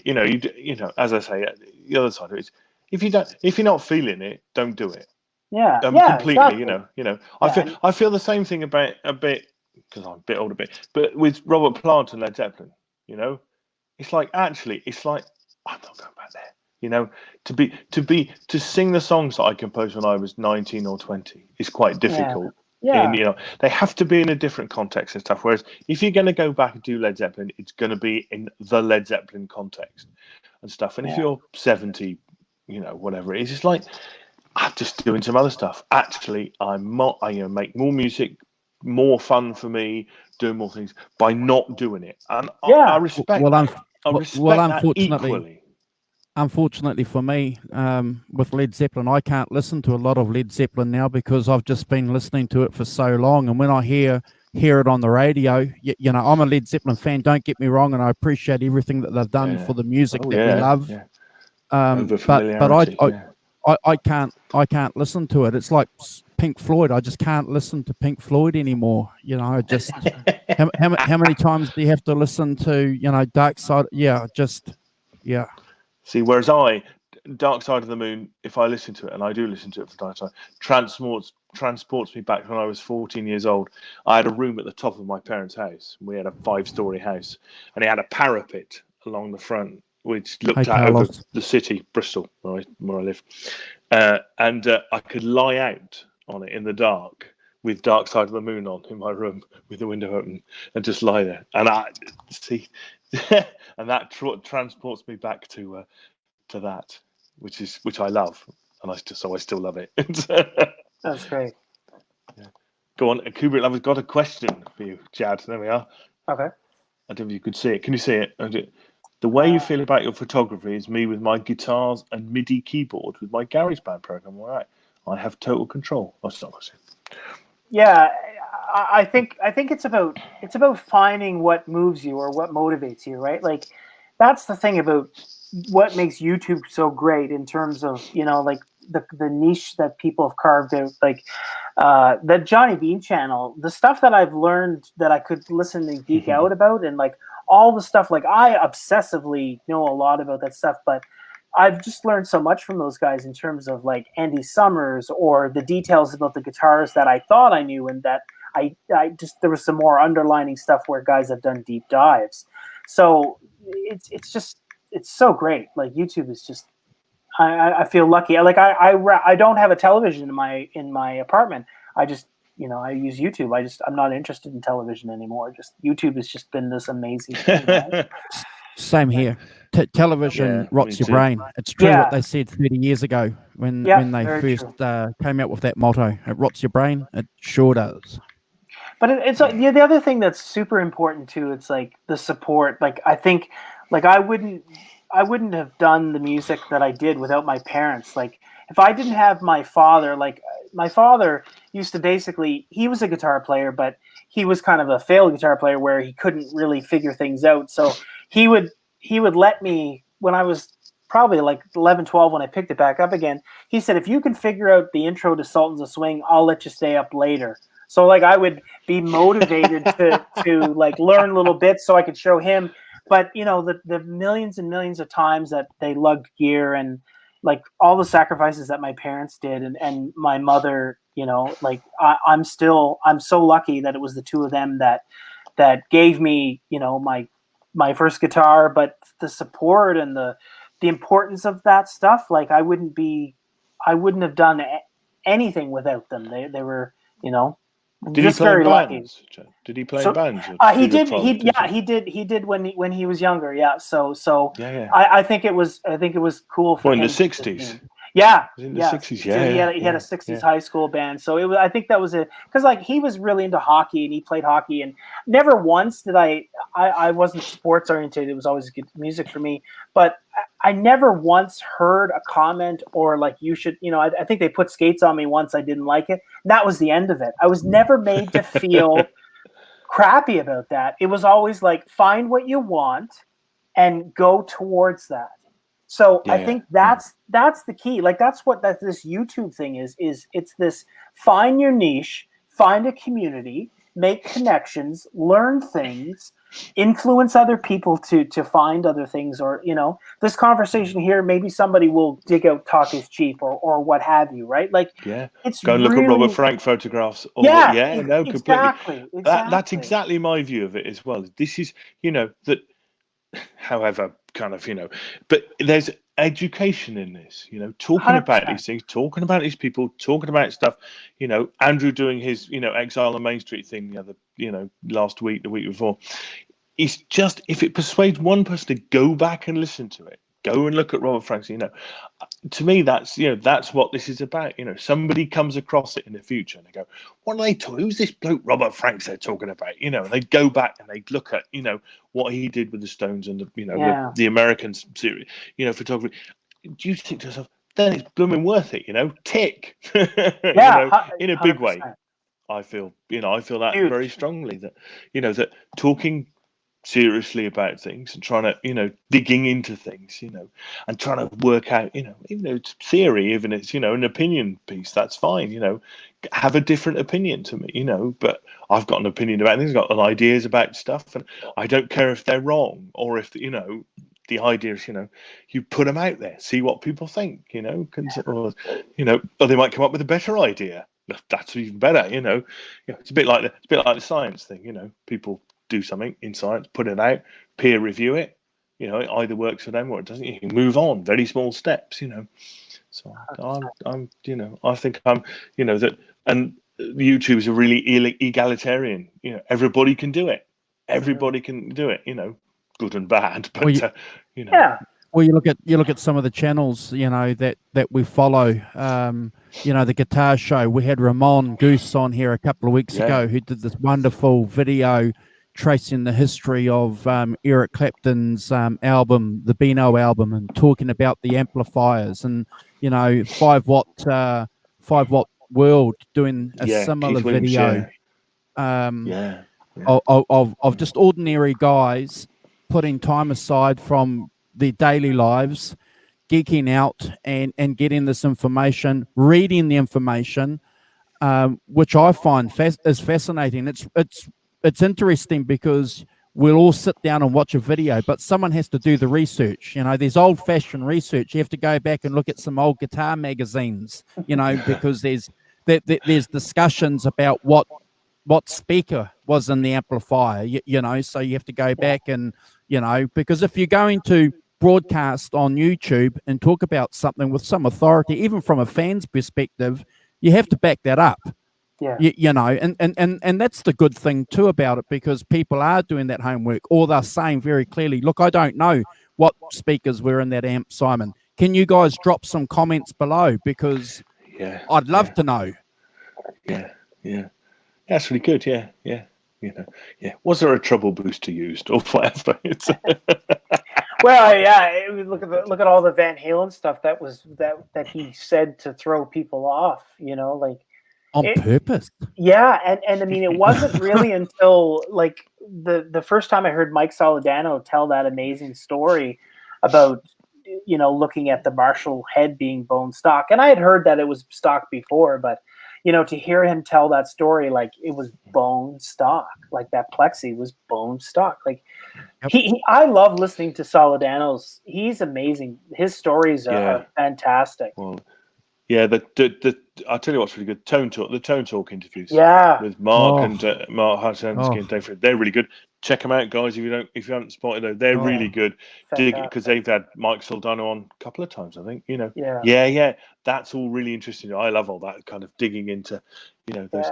I mean, the interesting thing about that is, of course, that Eddie Van Halen gets that plexi, but it's probably different to 20 other plexis from the same, same year.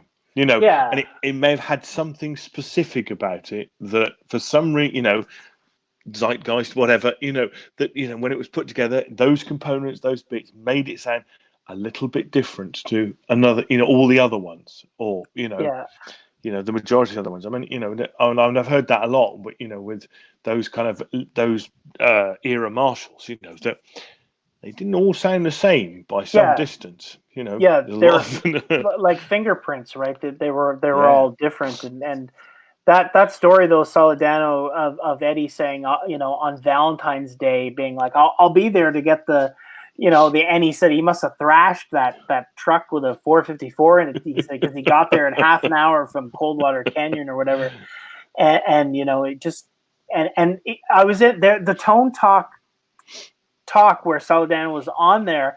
I said, do you still hold a grudge about Eddie Van Halen almost ruining your Valentine's Day? And he burst out laughing on the show because it was just this crazy. I'm sure nobody else really caught the comment, right? But he burst out laughing. He was like, "No, I salvaged it. It was okay, basically. Everything worked out, And that's another part of that's so fun about the internet is if you learn something or like something that's a little bit different and then you interject it at just the right time, sometimes it makes for interesting segues and things. Those Isn't it minutiae, I interesting think, that to Eddie me, was giddy like a little boy? things. He couldn't wait to get there to get that amp. It's something that we can all resonate with. I've got to get it. I'll be there. I'm not waiting. 20 minutes. Yeah, he's like, I gotta close. I got a hot date. No. Yeah, no, I want that amp, man. Yeah.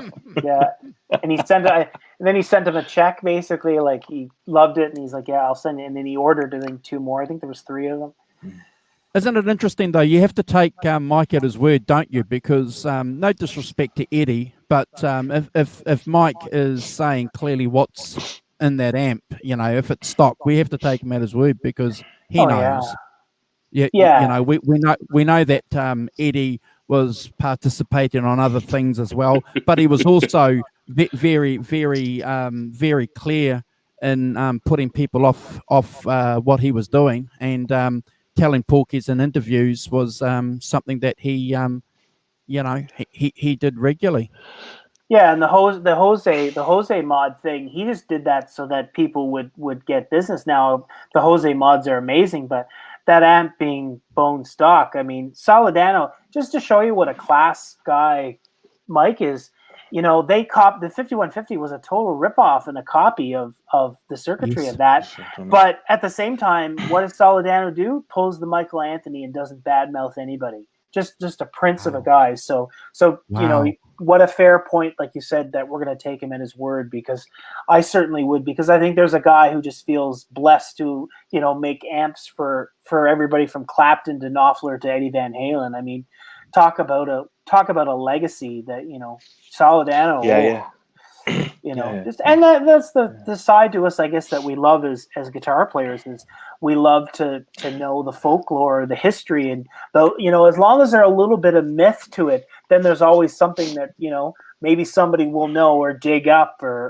And Van Halen, there was just so much. I mean, that sag. If you listen to some of those isolated tracks that I'm sure that they stole from that Guitar Hero game, that guitar sound from Fair Warning, I mean, that Marshall is just like, it's just on the verge, and the transformer and the compression and the sag of the amp, and there's just some really magical things going on there that just, was it just that his hands, his heart?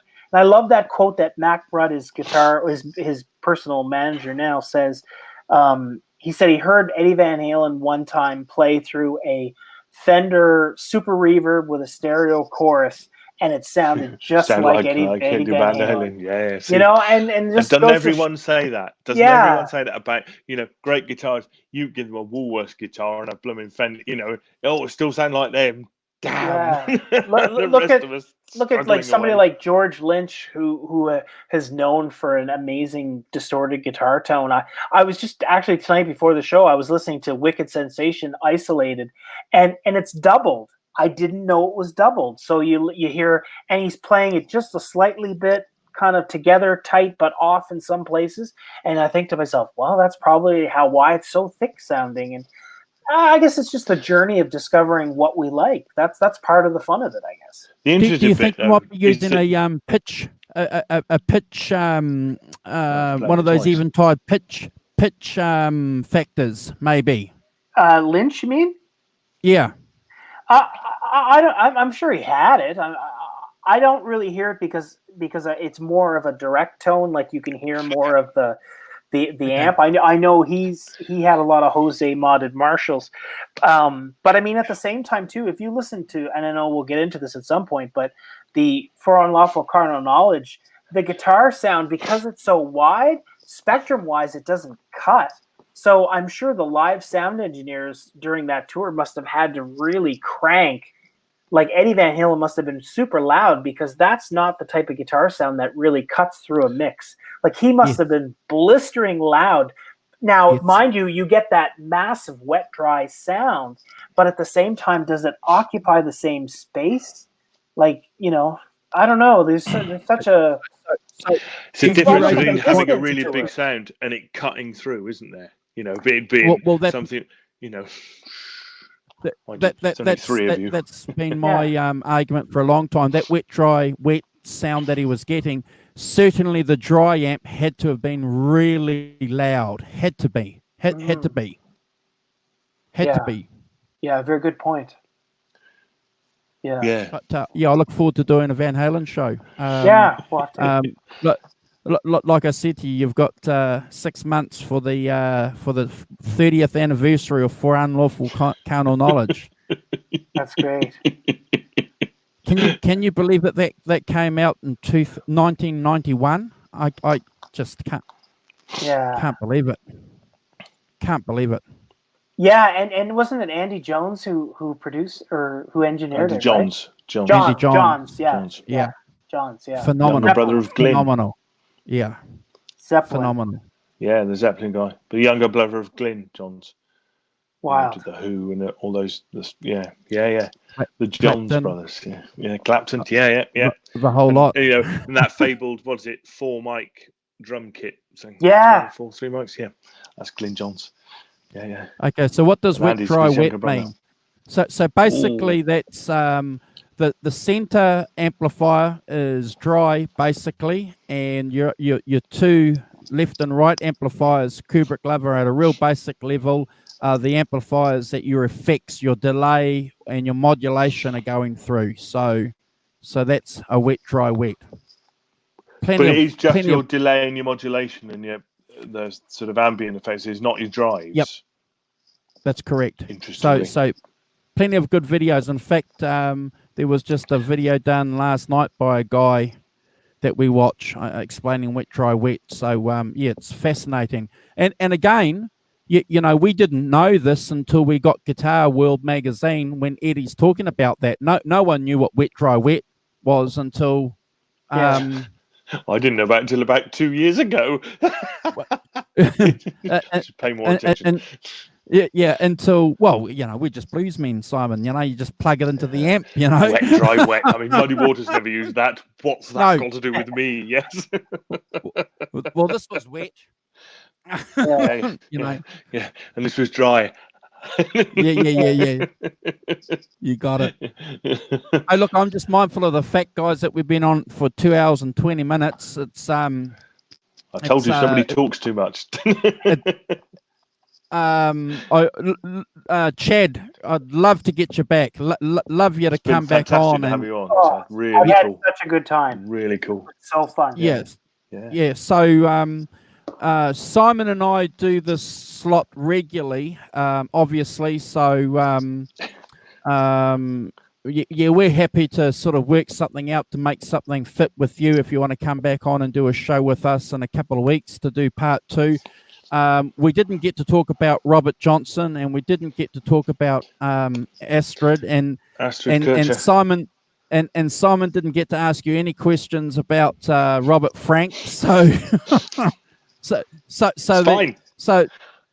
there's another couple of hours, 2 hours, only 2 hours and 20 minutes. Kubrick Lover says, yeah. Only another short show. Yes, I would definitely. I would absolutely love. I've had a blast. It's been really good. It's been really fun, and it's just amazing. Like I say, just what you guys have cultivated here. Because for me, I don't always catch the show because of the time slot. But with COVID and my weekend routine and my weekly poker game, it works perfect. So so it's great. Okay, we'll keep in touch. Yes, fantastic.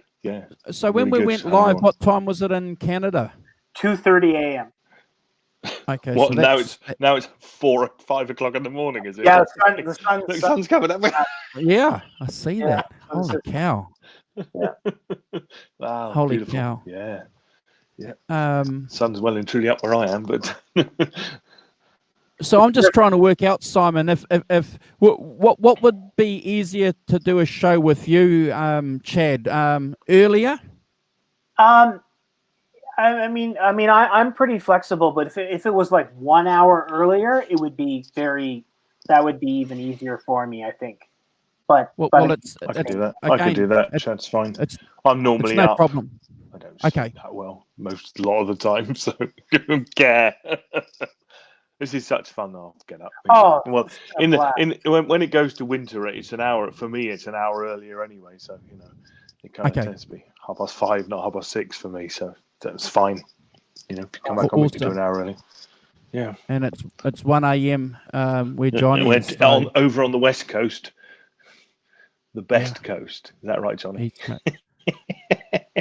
But no, it's been wonderful. Your insight and sharing the experiences with Robert Frank's been sensational. I'll go and watch that documentary now. I purposely, like I said to you earlier, skipped watching it because I didn't want to have any information other than the stories that you were going to share.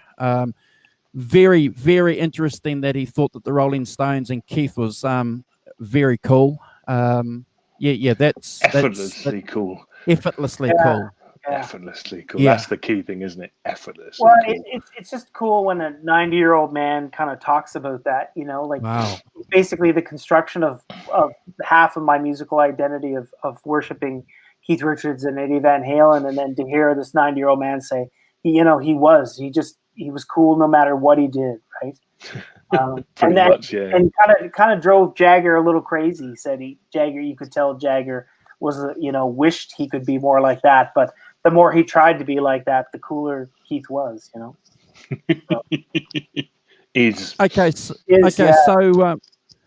So do you want to jump on next week or the week after? You tell us, Chad. Do you want to commit to something now? How about not next week, but the week after that? So like 2 weeks. You need to recover. Awesome. I can't do every Saturday. I can't see the sun I'm getting older. But, it's all good. No, I appreciate that. I'll have some more questions regarding photography and how it relates to the Stones too, because there's a couple here that I didn't get to ask, and Simon didn't get to ask any. So it's a conversation. That's really cool. Yeah, really cool. Yeah. I like the conversation. Yeah, me too. I appreciate it. Shall I say thanks to everybody in the chat? Thanks, Great Vanzini and Kubrick Lover, regulars, and Quentin, James. Oh dear Lord, and who else? And we had Mickey Settlemeyer as well. Thanks, Mickey, for dropping by. That's really cool. Scrolling on down. Don't want to miss anybody out. Movie Man 175. That's a new name to me. I didn't recognise that. And then we had this Johnny Bean raid, guys. So Jay 7/8. Thanks, Jay. Johnny Bean, as ever. Thank you, Johnny, for making this all happen for us. Neanderthal Radio. Thanks, Paul, for dropping by. Steve Carmichael, which I believe is the approved way of saying it, as in tubing in. Terry Himes, Mike Rogers, Bent Tom. Yeah, Bent Tom. Right, we had lots of people in. So, David Ennis as well. Thanks, David. And Carlos Figueroa. I hope you're well, Carlos. Yeah, so thanks all for dropping by and contributing. And Julia Balderassi. Awesome. Her name. Balderassi. Anyway, yes. So thanks all for dropping by. Fantastic. And thanks, Chad, for coming on. Really cool. Thanks for having me. Really enjoyed it. I had a great time. It was fun. More. For sure. No, we appreciate it, everyone. Stay safe where you are, and keep away from public open spaces. Yeah, stay away from the beaches. Yeah. Don't go to any parties or bars. Not yet. And no gigs. Yeah. No, sadly not. Except on YouTube. See ya. Take care, guys.